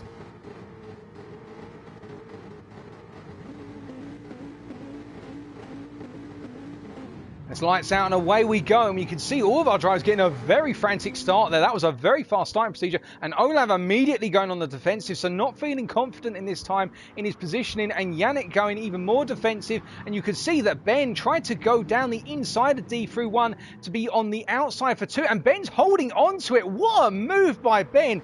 Now that was brave, and Chronicopel was seizing the opportunity, and he's going for the move, and he's up into P4 versus D. The Australian driver seeing that Ben put D off momentum there, and now they're side by side down into 4 for the first time of asking, and Chronic's just got to nail that acceleration zone, and he will have this position, and D's going to have to work a hard one here around the outside of the Australian. But you can see that D is not giving this up. These two are going to be side by side up into 6 and 7, and D is coming back at him right now, and Opel going wide initially but now trying to turn it in, and D getting back into P4. And behind them you've got Feel the Vibes and Stanley trying to find their way into this mix, and Vibes find himself initially down the side panel Cryonic, but then having to back out of it, and in turn that means Stanley is now getting in, and Vibes just going a bit wide, but he's alongside Stanley as they're coming up into 10, and Vibes has settled it down and got himself up into P6 and holding off Stanley, the fast charging Dutchman, who's now got Yaya behind him to contend with. So that was a very good opening move by Ben, and I think that's unsettled D a little bit as ZenQ is up into P9 as they're all coming up into turn 12, and now onto the first of the long runs down to the start finish line for the first time of asking. And as they all come around through 13, 14 and 15, then it is going to be, as per race number 1, Olaf Biscuit leading the field round, followed by Yannick, then Ben MK, then D, then Chronic Opel, and then it's going to be Feel the Vibes, followed by Stanley, then Yaya, then ZenQ Meister, and then Luco. But we come back to ZenQ Meister and Yaya, and we can see that Yaya not able to make the move there, but we've got Luco in P10, and then we've got Vitor Knight. Hold on a second. Oh, Ian's gone very deep. Ian's got it all sorts wrong, just as we're about to call Ian out for saying he was in P12. In fact, there's been carnage behind. Multiple drivers getting it wrong. What on earth has happened there to Ian? Let's find out. That was a disaster. And in fact, well, we didn't get to go back far enough there to see it, but we look a little bit further up front. We'll try and catch what happened there a bit later, folks, but you can see that Yannick is being pressured so heavily by Ben right now. Ben is all over the back of him like a bad rash, and Ben is going to go for it here into turn 6. He's going to go for the inside line, and I think he's unsettled Yannick enough to hold the apex through 7, and now he's just got to make sure Yannick doesn't try and throw it on the inside into 8, and he's got it. Ben, oh, hold on, there was contact there, but Yannick has backed it off a little bit, and that's given Ben the inside line. But is Yannick going to try and hold it all the way around the outside? No, he doesn't manage to do so, and that's D up into P4 once again with Chronic Opel behind him. And D all over the back of the very yellow Jaguar F-Type there of Yannick and Chronic Opel getting close. And behind them, you've got Feel the Vibes holding on to that cluster, and Stanley in P7 right now being pressed very hard by ZenQ Meister. You can see that ZenQ is all over the back of the Dutchman here. The pole really pushing hard here in order to try and get a move done as they're coming onto the long acceleration zone now to complete lap number 2. And this is where he wants to be, ZenQ. He wants to be up the grill of Stanley, so that way when they come down to turn number 1, he can throw a move in, alternatively feint a move or try to do a cutback maneuver. And ZenQ is going to go for it here as Ben is up into P2 and he's holding on to it for the time being. As you can see, Yannick is trying to go around the outside and further back. Stanley going defensive here into turn 1. Will he be able to hold on? He just about holds on as ZenQ goes for a cutback here, and I think ZenQ's going to have the momentum to go around the outside through turn 3, and ZenQ has got it done. And Yaya behind can see that Stanley's lost all his momentum momentum, and now it's going to be a drag race between the two Jaguar drivers as they're coming down towards turn 4 for the third time asking. ZQ's got to be so careful here because he can be used as a shoulder pad as Vitor Knight goes in, and Yaya gets up into P7, and Luco's still in P10 holding on to the back of this, and they're literally pushing one another all over the place. As we can see up front, Yannick and D have both got past Ben MK, and Ben is all the way down in P6. There's been a bit of argy-bargy with all this going on. It's been so difficult to try and follow both of them. You just want to see one. As Luco goes for a little sneaky move on Stan into turn number 8, but Stan's going to have the inside of 9, and I think he's going to try and use that to push Luco a bit wide there, make him drop off the racing line, and that means Luco drops back into P10 as ZQ is back into P8, with Yaya holding on to that P7 for the time being. But you can see that Yannick is back up into P2, D behind him, Krynik open, and then Ben MK. Ben has got up into P5, he's got past Feel the Vibes, coming out of 11, or I think he did it into 10, and now as they run up towards the end of the lap once again, it's going to be another drag race up into turn 1. Oh, it's anyone's guess here, and Olaf is just being allowed to run away with it once again. It's almost as if Olaf scripted this and paid actors, but I'm not saying that at all, ladies and gentlemen. As you can see, D's going to go side by side here, and I think D's going to go for a cut back into 1. Will he be able to get it done? He's going for the cutback manoeuvre, but Yannick has planted it on Apex, but he hasn't planted it well enough, and D has carried so much momentum. And behind them, you can see Krynik is up into P4 for the time being, but Ben is feeling a lot of pressure from Feel the Vibes, who's trying to come back at him, and D immediately goes defensive before coming back onto the racing line. You're allowed to make that move because he hasn't got an overlap with Yannick, which means he's not going to infringe the other driver's racing line, and you can see that Ben is having to deal with Vibes, who's coming alive in this race, and Krynik is also in the mix. Now, not to forget about our other drivers here, you can see at the rear of your camera shot, you've got Yaya coming up the road here with NQ close in tow, and then behind them you've got Stanley and Luco. There's no change between them, and further down we've got Vitor Knight in P11, Pies in P12, Gomez in P13, and Ian in P14. Ian not having any luck so far, and we can see that Stan is just not doing too well, but his teammate is definitely having the time of his life. D in P2 right now and enjoying, reveling the pressure, and I think he's going to try and pull away at this point. He's got a good little gap initially, but Yannick's going to be all over the back of him. And coming back into lap number 5, I'm sure, as you can see that Ben going a bit wide. Oh, goodness me, I think Ben almost lost it there, coming out of 11, running onto that AstroTurf, which offers no grip whatsoever for the right-hand tyres, which need as much grip as possible, coming out of 11 before breaking into 12.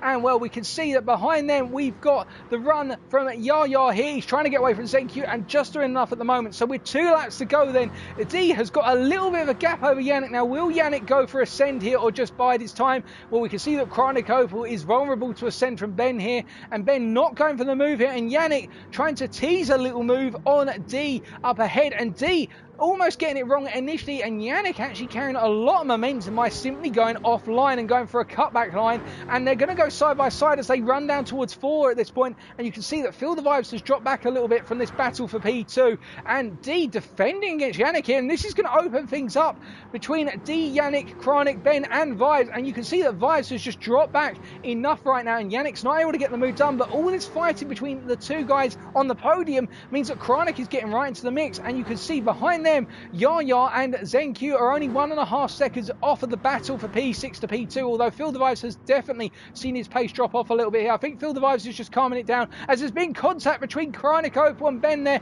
but I think that might have just been latency rather than anything, because you could see that Krynik's car jumped forward there, but immediately Ben got on the brakes. Great sportsmanship by Ben there, really solid driving as well, and Vibes finds himself just outside the slipstream of these guys, and I think they're all calming it down for one more lap of frantic action, as behind there's been no change between any of the drivers so far.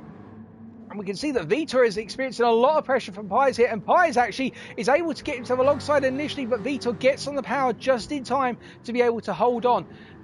Meanwhile, up front, it's Olaf, 4.5 seconds ahead of the rest of the field, but now one more lap to go. The white flag is out once again, and D is going to have to hold off 4 drivers, all wanting to be on the second step of the podium, and it all starts into turn 1 then. It's going to be too wide initially. Will Krynik try and find his way into this fight, or is he going to bide his time? We know Krynik is a very smart and sensible driver when it comes to racecraft. And you can see that D has gone very deep and it's allowed Yannick to get right up. And Kreinik's gone for the move. It's a 2-for-1 special. Will it be a 3-for-1 special? Can I buy one and get 3 for the same price? It doesn't look like Ben's got enough momentum and D's been able to get it back. But you can see that Kreinik is now up into P3 and he's going for the move for P2. But Yannick defends to the inside at turn 4 here. And I think he's gone a little bit deep initially and lost his momentum. But Yannick is parking it on the apex. He's trying to hold on. And Kreinik is going to have to go to the outside if he wants to get this move done. And meanwhile, Yaya's still holding off against ZenQ. As you can see, Yannick going defensive through 6 and 7. He's still defending as hard as possible. And behind him, Yaya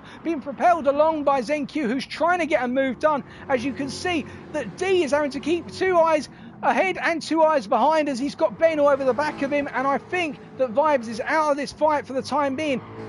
But we have got a 4-way fight for P2 right now. And Yannick is doing everything in his power to hold on just that little bit longer.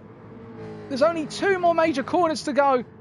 And it's a long drag all the way up towards the end of the lap.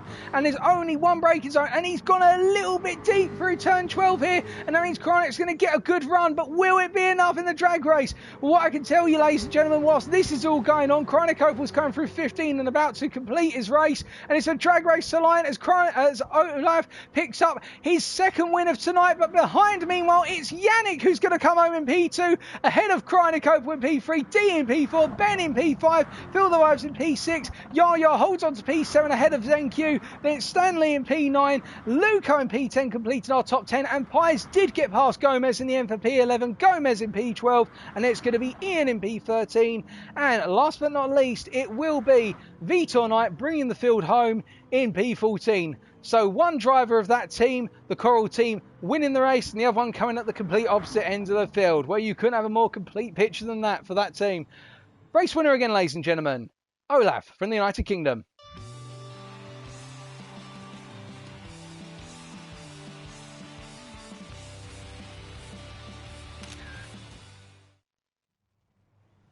Well, that was a phenomenal race, and we thought the ante was high in race number 1. Well, in race number 2, they decided to up the ante even more, and we can see there, final standings. So our top 5 consist of Olaf, who won by 5.2 seconds, so a little bit less than race number 1, ahead of Yannick and Kreinik on the podium. And then to complete our top 5 was D31 and Ben MK. The fastest lap going to Olaf once again, this time at 1:38.2, only a 10th off of the fastest lap in race 1. But now it's time for the all-important endurance race that is race number 3.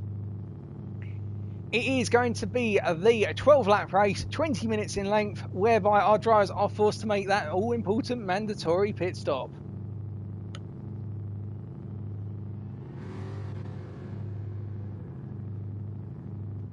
As we can see, Ben making his way out onto the circuit. And it was very unfortunate for Ben in race number 2 in the fact that he had a brilliant start to the race, but it all just simply seems to come back at him towards the end, with Yannick pulling off that fantastic run and also Kreinik Opel coming through with that.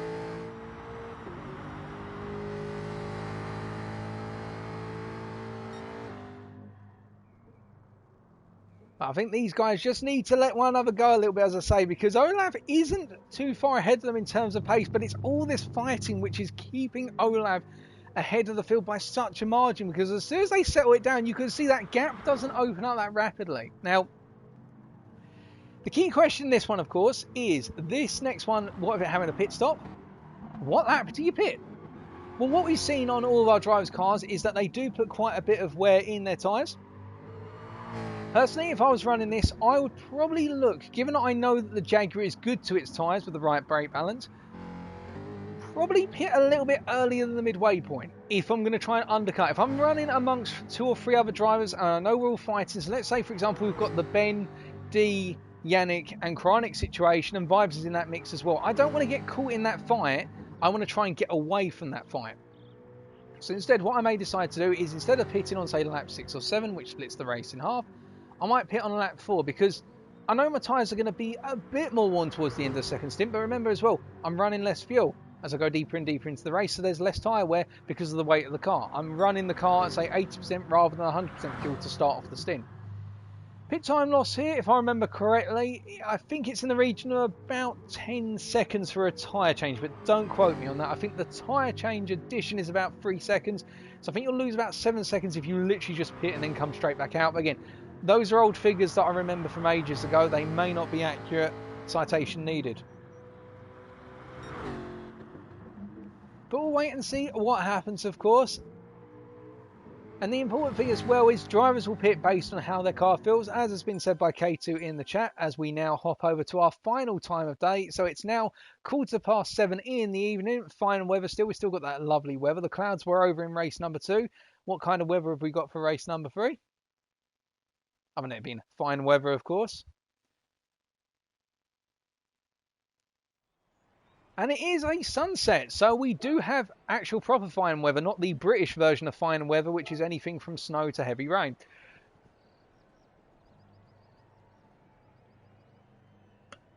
We're just going to have a quick sip of water.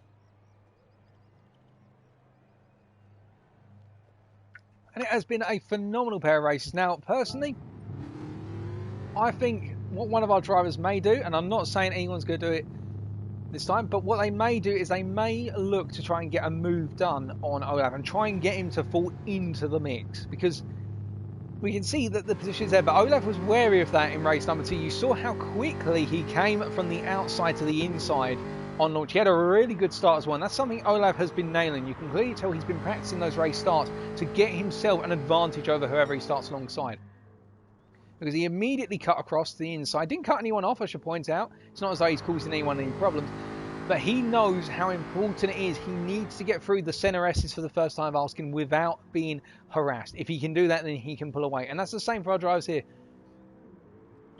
And the drink is working, ladies and gentlemen. I can confirm the drink is working.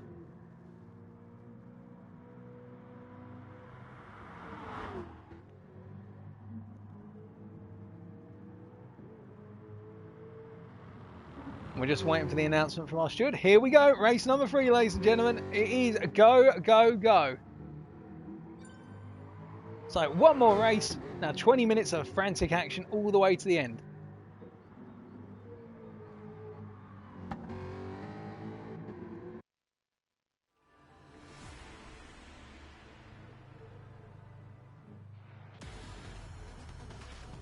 So for the last time tonight, it will be Olaf on the front row, this time joined by Yannick. Behind them, Chronic Opal and D, and behind those guys on the third row, Ben MK and Feel the Vibes.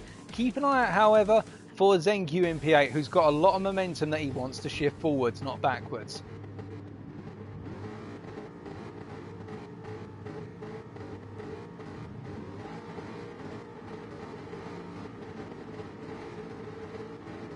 And it's lights out and away they go once again. Race number 3 is underway, and you can see already that Olaf has not had the best of starts initially, but everyone behind him has bogged it down even further. And in fact, Olaf has had the clinical start he's needed, and Yannick immediately staying in a defensive posture, but then going on to that racing line. And it seems as though everybody's calmed down a little bit this time. Although I say that, then we can see that ZenQ and Yaya already side by side through turn 3, and ZenQ is trying to make some quick ground, and he's past Yaya. What else will he do coming down into turn number 4 on lap number 1? As we can also see that D is going for a move on Chronic Opal, and there's contact. There is definitely contact between the two, and D has knocked Chronic Opal there, and I think he was trying to lift off in order to give Chronic Opal the time to rejoin, and that's caused a bit of a gap between all these cars. And look at that concertina effect. There's 4 cars almost going up into turn 7 side by side, and 3 wide through turn number 7, and that means that because of that little incident, we've had a whole chop and change of the field, where we've now got Chronic Opal in P3, Phil the Vibes in P4, Yaya in P5, Ben MK in P6, and D in P7. All that was carnage, and ZenQ and Stan Lee have both not benefited from all of that. But what's most important, ladies and gentlemen, look how close Yannick is to the back of Olaf. He's been allowed to not have to fight, and this is critical for Yannick, but not worrying about that right now. We've got plenty more going on in the fact that we can see from P4 all the way down, we have got what is Phil the Vibes, who's trying to get away, but he's got an angry horde of Jaguar drivers here all chasing after him. And I think Yaya is going to line up a move. And of course, Chrono could be rubbing his hands together thinking, right, Vibes, just hold them off a little bit longer so that way I can pull away from them. I want a clear race so I can chase after the guys up front. And Vibes is already putting on his lights to say you can come through. He knows he's not going to be defending this one. I think Vibes is playing it smart and he's just simply keeping his cool. As Ben MK decides he wants a little bit of the action, they go 3 wide into 1. And Ben's trying to hold it on the outside of 2 before being run wide a little bit through 3. But Yaya has to give Ben the space because Ben did keep 2 wheels on the curb for turn number 3, and they're going to be running down here, and it's going to be 3 wide into turn number 4. Although I think Vibes is not going to be going on that grass if he wants to make it 3 wide. And as they all come down into turn number 4 for the second time asking, it's Yaya ahead of Ben MK. Vibes just getting pushed a little wide there, and D comes through, and it's a 3-for-1 special as all 3 drivers, in fact it's a 4-for-1 special. There's a massive discount, and ZenQ's trying to come through as well, and ZenQ tries to go around the outside on Feel the Vibes here as they come through 6 and 7, and he's just not able to do it. Vibes just holds on. Vibes has got a lot of grip available to him on that inside line, and Yaya is having to defend so hard here to keep Ben MK behind him. You can see he's struggling to keep the Jaguar driver behind his own Jaguar, and Ben's going to try and go around the outside at 10. Well, that is brave if he pulls it off, and I think that's a bit of an ill-judged move, and I think Ben's just been able to get himself back in the slot as Feel the Vibes is defending against D. D is waiting for no man here. The Dutchman wants to get further up the field, and you can see that ZenQ behind is now biding his time as we come to the end of lap number 2. And it's just simply not going to stop here. And whereas we had a massive battle for the race lead, you can see Yannick is just staying behind Olaf right now, and Krynik is able to gradually catch up. But as they come towards the end of lap number 2, this pack battling for P4 are all going down to the wire once again. As you can see, 5 drivers, and they go 3 wide into turn 1, and Feel the Vibes is right in the middle of the big Jaguar sandwich. And you can see that whilst Ben MK had the initial run, he's been able to get it done, and Yaya is still battling with Feel the Vibes and D as well, and now they're coming around onto the straight in the run down towards turn number 4, and Ben MK is running away. He's been released, and that means he'll be breathing a sigh of relief, and he won't want to cock it up now, because otherwise it's going to be a nightmare as Feel the Vibes comes down on the inside into the corner. And Feel the Vibes makes a move for P5, and he makes it stick as Yaya and D come together a little bit, and ZenQ's now in the mix as we ride on board with ZenQ here, and Pies now is behind ZenQ. Pies is up into P8, and you can, oh, there's been contact. There has definitely been contact or something along those lines. We're going to take a look back from Pies' perspective shortly, because ZenQ seemed to go very wide there at 6, and I'm wondering whether there was a little bit of a kiss on the backside there as Pies jumps up into P8 here, and Yaya is now stuck behind him, and Stan Lee is also being brought into the mix. All of them are coming together in the final race of tonight, i.e. the final championship race, and you can see that it's just simply not relenting. And behind them, hold on a second, we can see that Gomez tried to go for a cheeky move on Ian, but Ian is able to hold on to P11 for the time being, and he's got Gomez all over the back of him, and it's not going well for Ian. In fact, he's had to lift out of it. He's gone very wide out of 11, and Vitor says, you know what, I'll take the move as well. You're letting one Portuguese through, I'll take that place as well, as Ian drops all the way down to P13 with a penalty. Yannick up in P2 still. Krynik Opal, look how Krynik is getting closer and closer. I think Olaf is now opening up the tanks a little bit and simply pulling away, as Ben has now got Vibes and D catching up to him. I don't know if Ben's had a little bit of a mistake somewhere, but he's dropped back into the clutches of the battle with Feel the Vibes and D, and ZenQ is behind these guys, and we can see Pies also go through. Now let's see what happened with regards to Pies, as Yaya's having to fend off Stanley. We're just going to ride on board and see whether there was a major incident. So Pies had a lot of momentum coming out of 5, which would be expected. Now coming up into 6, does he get it wrong here and tap the back of ZenQ, or does ZenQ get it wrong? It looks as though he tried to go for a little bit of a move on the inside there, but ZenQ tried turning in on it, and I don't think there was any major harm done because Pies did lift out of it, but it was close contact. And now as they come on to lap number 4, or the second half of lap number 4 I should say, you can see that Ben is now up into that P4 and holding on for dear life against Feel the Vibes, who is defending against D in turn. And the thing that Ben's got to work on effectively is trying to get Vibes and D to fight one another too much. If he can do that, you can see it's already materialising. D going for the move on the inside at turn 9. You never pass at turn 9, but this time D's going for the move and he's got it. He has got it into 10. He's parked on apex to prevent a cutback, and that means D is now up into P5 and making his way after P4. And behind them, one feisty ZenQ Meister is chasing after with Pies close in tow, and Yaya has fallen off the back of Pies here down in P9. So it's gone from good to bad. Will it go to worse? Only you will find out with time, folks, as we all do. And you can see that Olaf has just pulled away from Yannick enough at this point, although you do have to wonder whether these drivers are just reserving a little bit in the tank and doing some tyre saving as well, because this is a long race. And if we jump to some of the telemetry here, what you can see is that the tyres are starting to take a little bit of a knock as we're now on lap number 5. Well, the tyres are looking in pretty good nick, if I say so, from Ben MK's car.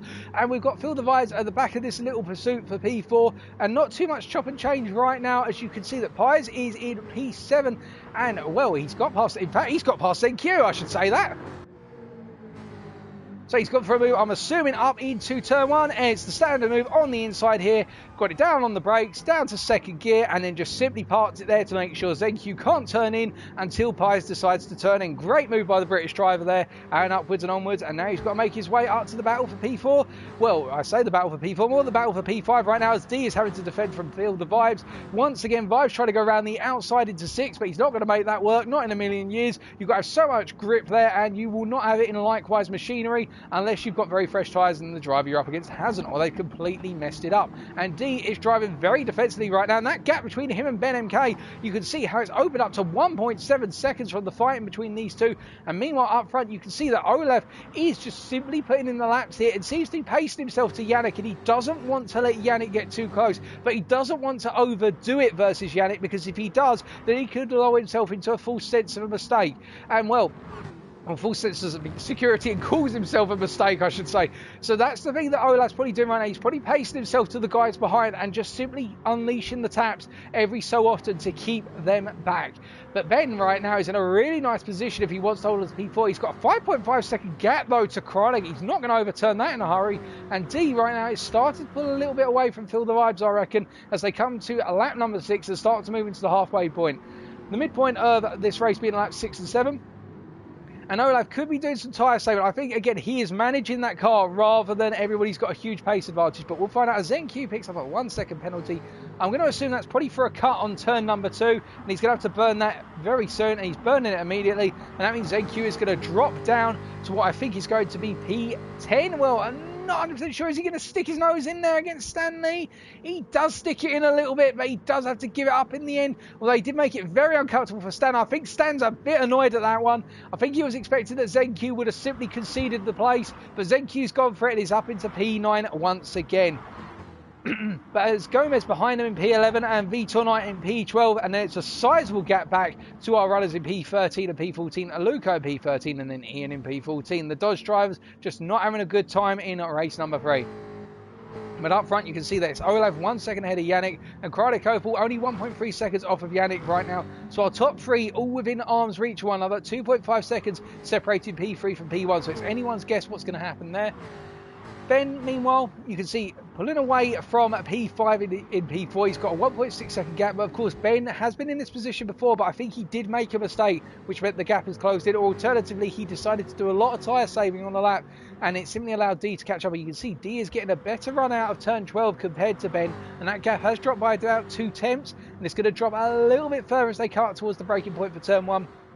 But Ben will not be feeling too much pressure right now as Yaya comes into the pits now. That is important in the battle. And ZenQ is also into the pits here. So these guys are all pitting right now. And will they go for a tyre change? Yaya, yes. ZenQ is going for a tyre change. Okay, and he's coming out and he's going to be a little bit further back. And we're just going to hop forward through the field once again. As you can see, it's all spaced out a little bit right now. There's nobody really close together. I say that then, and Kronig is now getting closer and closer to the back of Yannick. So you might be trying to put some pressure on the Swiss driver, the Australian, given the pit stops are coming up. Might be trying to make a mistake. As Stanley is in P8, and he's gone very deep into turn number 4. And I think Stanley is actually having to concede the position of Gomez, who's now up into P8. But of course, Gomez has yet to take a pit stop. And I think Stanley hasn't taken a pit stop either. I think he just made a mistake there. And Luco in P10 right now. Yaya will not be liking this, the fact that he has come out right behind Luco. I think Luco's going to give him an easy ride here. Well, I say that. In fact, no, Luco is going to defend it through 6 and 7 here. And I think Yaya is going to have to go for a lunge if he wants to get past that dodge at this point, as Luco goes very deep under braking into 8. And he's going to flick it back for 9. And that means he's going to hold on for that. And this is costing Yaya a huge amount of time. And this is not what Yaya will have wanted from that early pit stop compared to the rest of the field, as that means he's now got to find his way past a driver who's slower. But Olaf is opening that gap up right now, and you can see that Yannick is feeling some pressure from Krajnikov at this point. And I think what has happened effectively is that Krajnik is getting closer and closer. Olaf is starting to up the momentum a little bit, and that in turn will put pressure on Yannick to perform more. Alternatively, he's got to look in his rearview mirror as Pies comes into the pits from P7. Now, the question is, where will this bring Pies out? We'll keep our eyes on that, folks. But meantime, you can see that Krajnik is really putting his foot on the gas now. And I think this was all part of Krajnik's plan to gradually ease himself up towards Yannick before the pit stop. And it's the same with Olaf. I think Olaf now is putting that mental pressure on Yannick to have to overdrive the car to get closer. Ben MK, meanwhile, is still holding on to P4, well ahead of D and Feel the Vibes. And then you've got Gomez in P7, who's yet to pit. Yaya now up into P8, haven't got past Luco. But look at how much time that has cost him. And Pies coming out the pit. And look at Pies, look what he's done. He has jumped Yaya and Zenq Meister by pitting that a little bit later. So Luco was the cork in the bottle for Yaya and Zenq, and it was a disaster for the pair of them. Pies has leapt both drivers. That was a great bit of strategy from Pies to get up into P8. Smart play. And now that means that Yaya and Zenq have got to drive those cars like their life depends on it. As Yannick is really starting to fall away from the back of Olaf here, and I think Yannick is going to be pitting very shortly. He just seems to be uncomfortable at this point in the race, and Krajnik is on the back of him. But I think Krajnik knows that if he starts fighting at this point, he loses out on an opportunity. I think he'll just simply unleash the pace once he's got past Yannick. So he'll be grateful for the slipstream tow as Yannick comes into the pits. If he comes into the pits this lap, of course. We'll wait and find out, as they're both coming through 14 and they're coming up to 15 now. Will one of them pull off? No, they're both continuing to go. They're both going to go a long distance before pitting. Well, I'm not. Never thought I'd see that, folks. I thought I'd see one of them come into the pits, and it's the same with our P4, P5, but not our P6 driver, as Feel the Vibes comes into the pits from P6. Now, of course, he doesn't have to worry about Gomez, but I think he'll have done enough to get away from Pies here, because Pies has got to come through 15, then got to do the opening chicane, either center S's. It's not going to be enough for Pies to jump Feel the Vibes, surely. But behind, look at Krajnik. He is getting closer and closer, and Yannick is putting on the lights there. I'm not sure what Yannick's thinking of doing there, throwing on the lights briefly. Perhaps he's trying to say to Krajnik, take the place, or he's apologising for something. But you can see that Yannick is really struggling here. And in fact, as Feel the Vibes comes out the pit, so let's just take a look back, and you can see he has definitely cleared Pies. But Pies is just being caught by Yaya at this point in the race. I think Yaya's got a little bit of a pace advantage over Pies, but Yaya's had to work so hard to get within slipstream range of Pies, to get within that zone of 8 tenths off of the rear of his car, or 7.5 tenths we should really say. And now as they're coming up towards, and Krajnik in fact has got past Yannick, so we're going to take a look back at where that happened. And I think it's happened in the run up to turn 6. I think Yannick has just simply let Krajnik through, because Krajnik was faster and Yannick seemed to be sloping off for more and more. Well, with that, I think Krajnik now is going to have to chase after Olaf. But is it too little too late? Is Olaf simply got all the marbles in his bag, and Krajnik hasn't really got any aces up his sleeve? We'll find out, as Ben is being reeled in very gradually by D here. And you can see that D just gets such a good run out of 12 by comparison with Ben. He pulls the 10th under braking, and then it's equalised as they're running up the hill now and looking as they come into the pits. And it is Yannick is the first to flinch in the pit stop race. Now, what about P4 and P5? They both come into the pits now. What about Feel the Vibes? Given he hasn't come out in traffic, will he jump those two drivers? We're about to find out.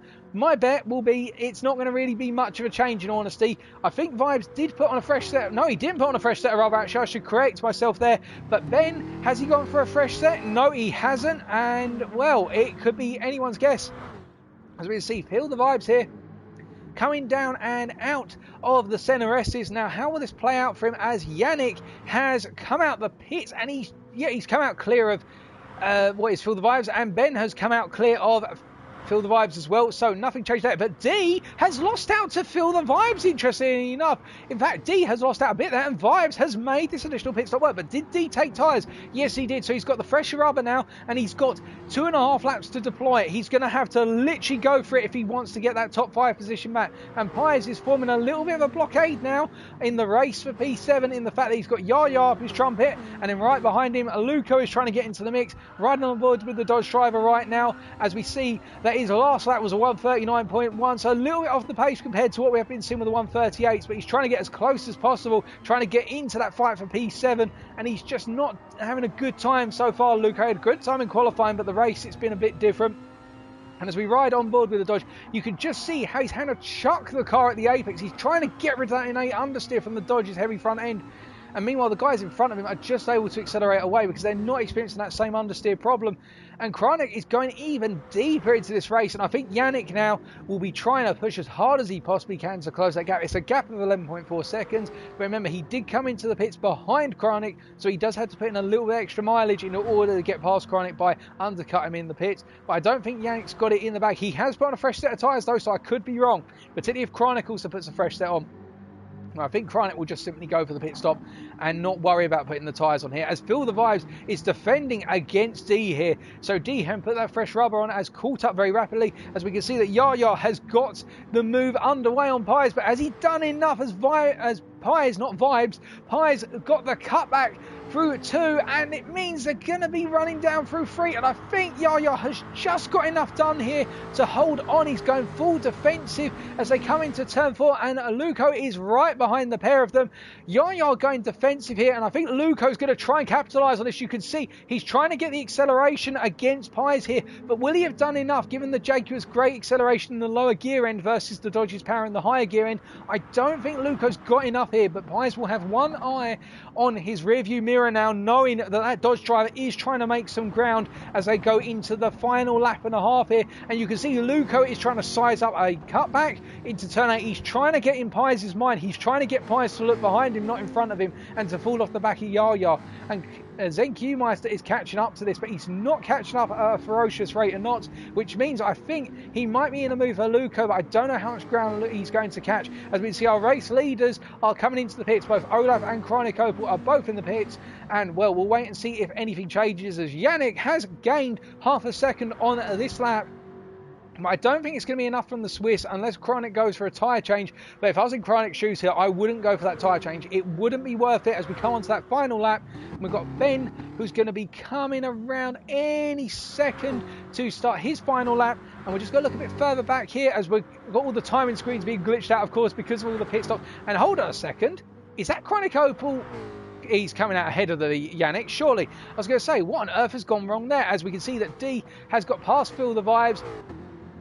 And Pies, meanwhile, he's got back past Yaya. He's got ahead of Yaya through the battle into turn 1. Let's just watch back and see what happened there. So he went for the move on the inside here into 1, and Yaya's had to respect and give the space. And then has Yaya just not had the momentum to carry through? He's gone for the momentum over 2 on the apex, but he's just simply not carried enough momentum into 3 to run it around the outside. And that's what's worked out in Pies' favour. And Pies is holding on for dear life now, trying to hold on to that P7 against Yaya. And I think all he's got to do at this point is drive as defensively as possible to keep the fast-charging Brit behind him. But we'll wait and see. As you can see, immediately he's pulling over to go on defence into turn number 8. And Zenq has got past Luco through all the sequence of going on. We missed that off camera. I think that was up into 4. They will have got it done. But meanwhile, we can see that coming to the end of the race then, it is after 3 races, it's going to be a triple set. He got the pole lap in qualifying, he's got the 3 race wins, he's never been perturbed throughout, he's led every lap of the race as well. It's a grand slam for Olaf from the United Kingdom. And behind him it is Kranek Opel coming home in P2, the Australian doing a fantastic job in the battle against Yannick for P3. And then behind them, just about holding on to P4 all the way to line, it is Ben ahead of D. Well done to the pair of them. Then Feel the Vibes in P6, a well-earned result. And then in the chase for P7, it will be Pies ahead of Yaya, Zenq and Luco rounding off our top 10. And then behind those guys, it is Gomez. Stanley not having a good night tonight, coming home in P12. Ian in P13, just doing enough to hold on Vitor Knight by looks of things. Although I think Ian is letting Vitor go. Perhaps there was an incident earlier, but these two complete our order. Vitor Knight ahead of Ian. That is your order, ladies and gentlemen. And once again, our race winner, Olaf from the United Kingdom.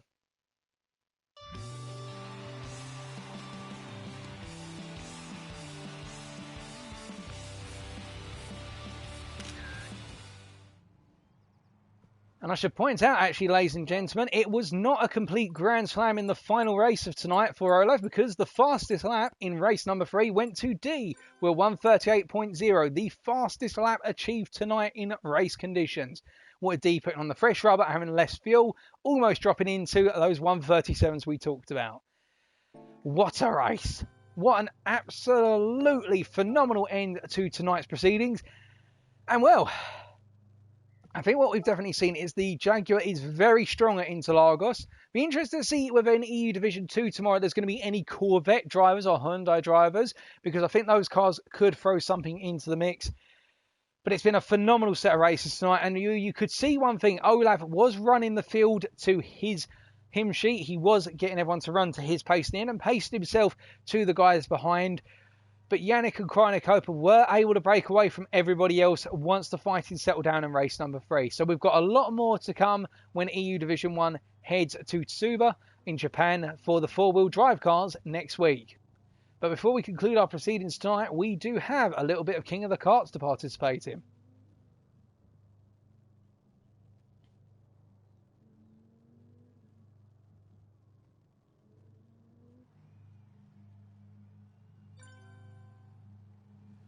Oh, goodness me.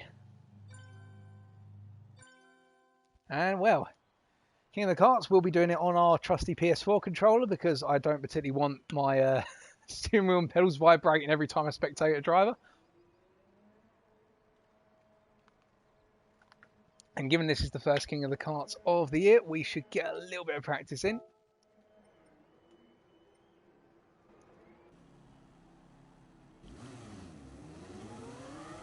Here we go then. There we go, we have the onboard.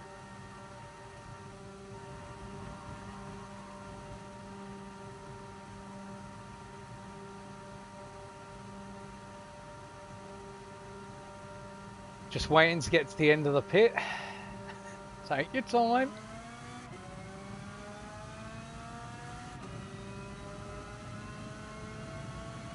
But to those of you who have tuned in for the 3 races and are heading off, thank you for tuning in, and be sure to come back tomorrow for EU Division 2. But for those of you who are sticking around, let's see what we can do in King of the Karts. For those wondering, have I put in any practice for King of the Karts? No, I have not. The simple reason I've been practicing for another championship which I'm taking part in on Thursdays as of this Thursday onwards, and that is the Ace Lift Design Endurance Championship, which I'll talk more about another time.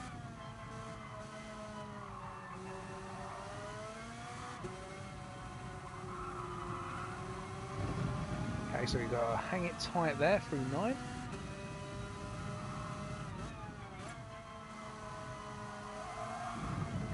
Okay, you don't want to power too hard through 10, so as the rear kicks out.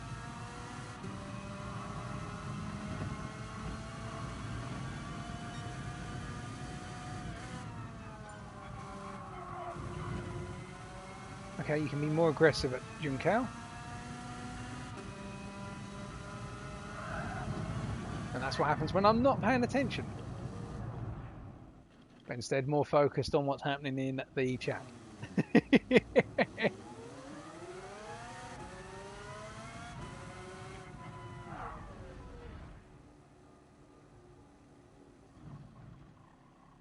But we're just going to park up for now and wait to get underway. Or in fact, we can get one more practice lap in.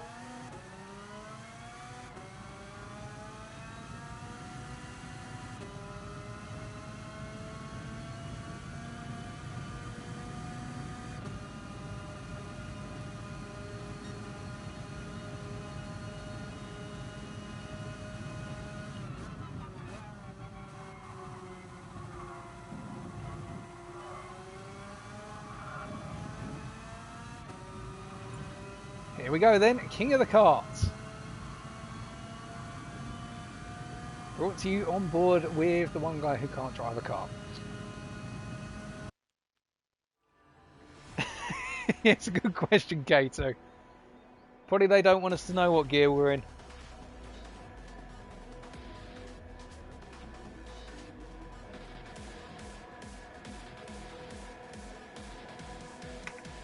Oh, my legs.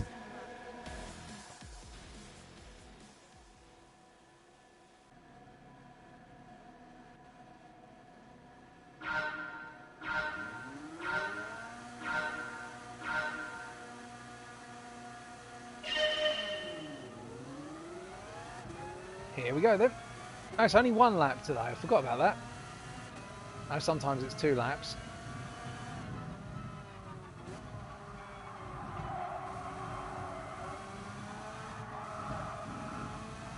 Oh, it's pandemonium. There's bits of car everywhere, bits of human being. Oh, there goes one.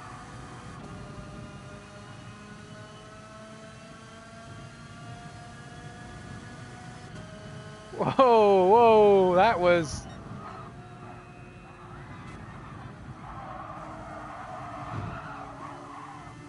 That was some interesting tactics.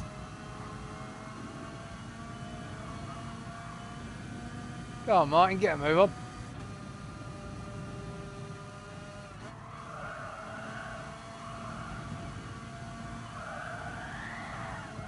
Whoa, there it goes.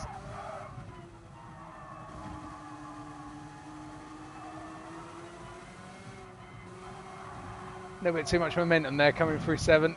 And the change of camber flicked us out.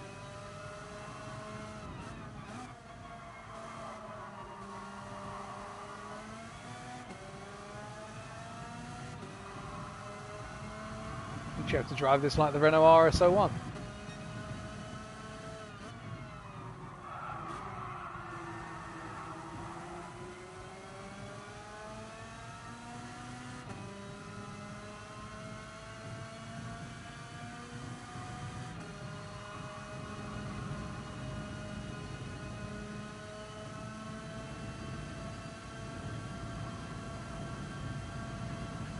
I'll take a P3.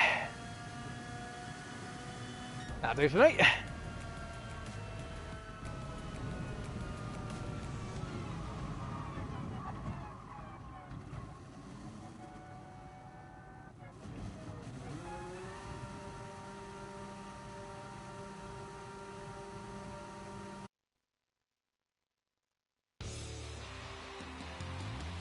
Well done to Martin for that P1.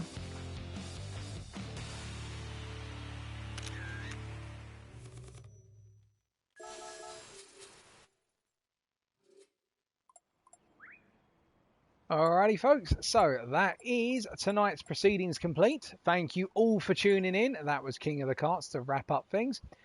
If you did enjoy and you're not subscribed to the Twitch channel already, then feel free to subscribe to my Twitch.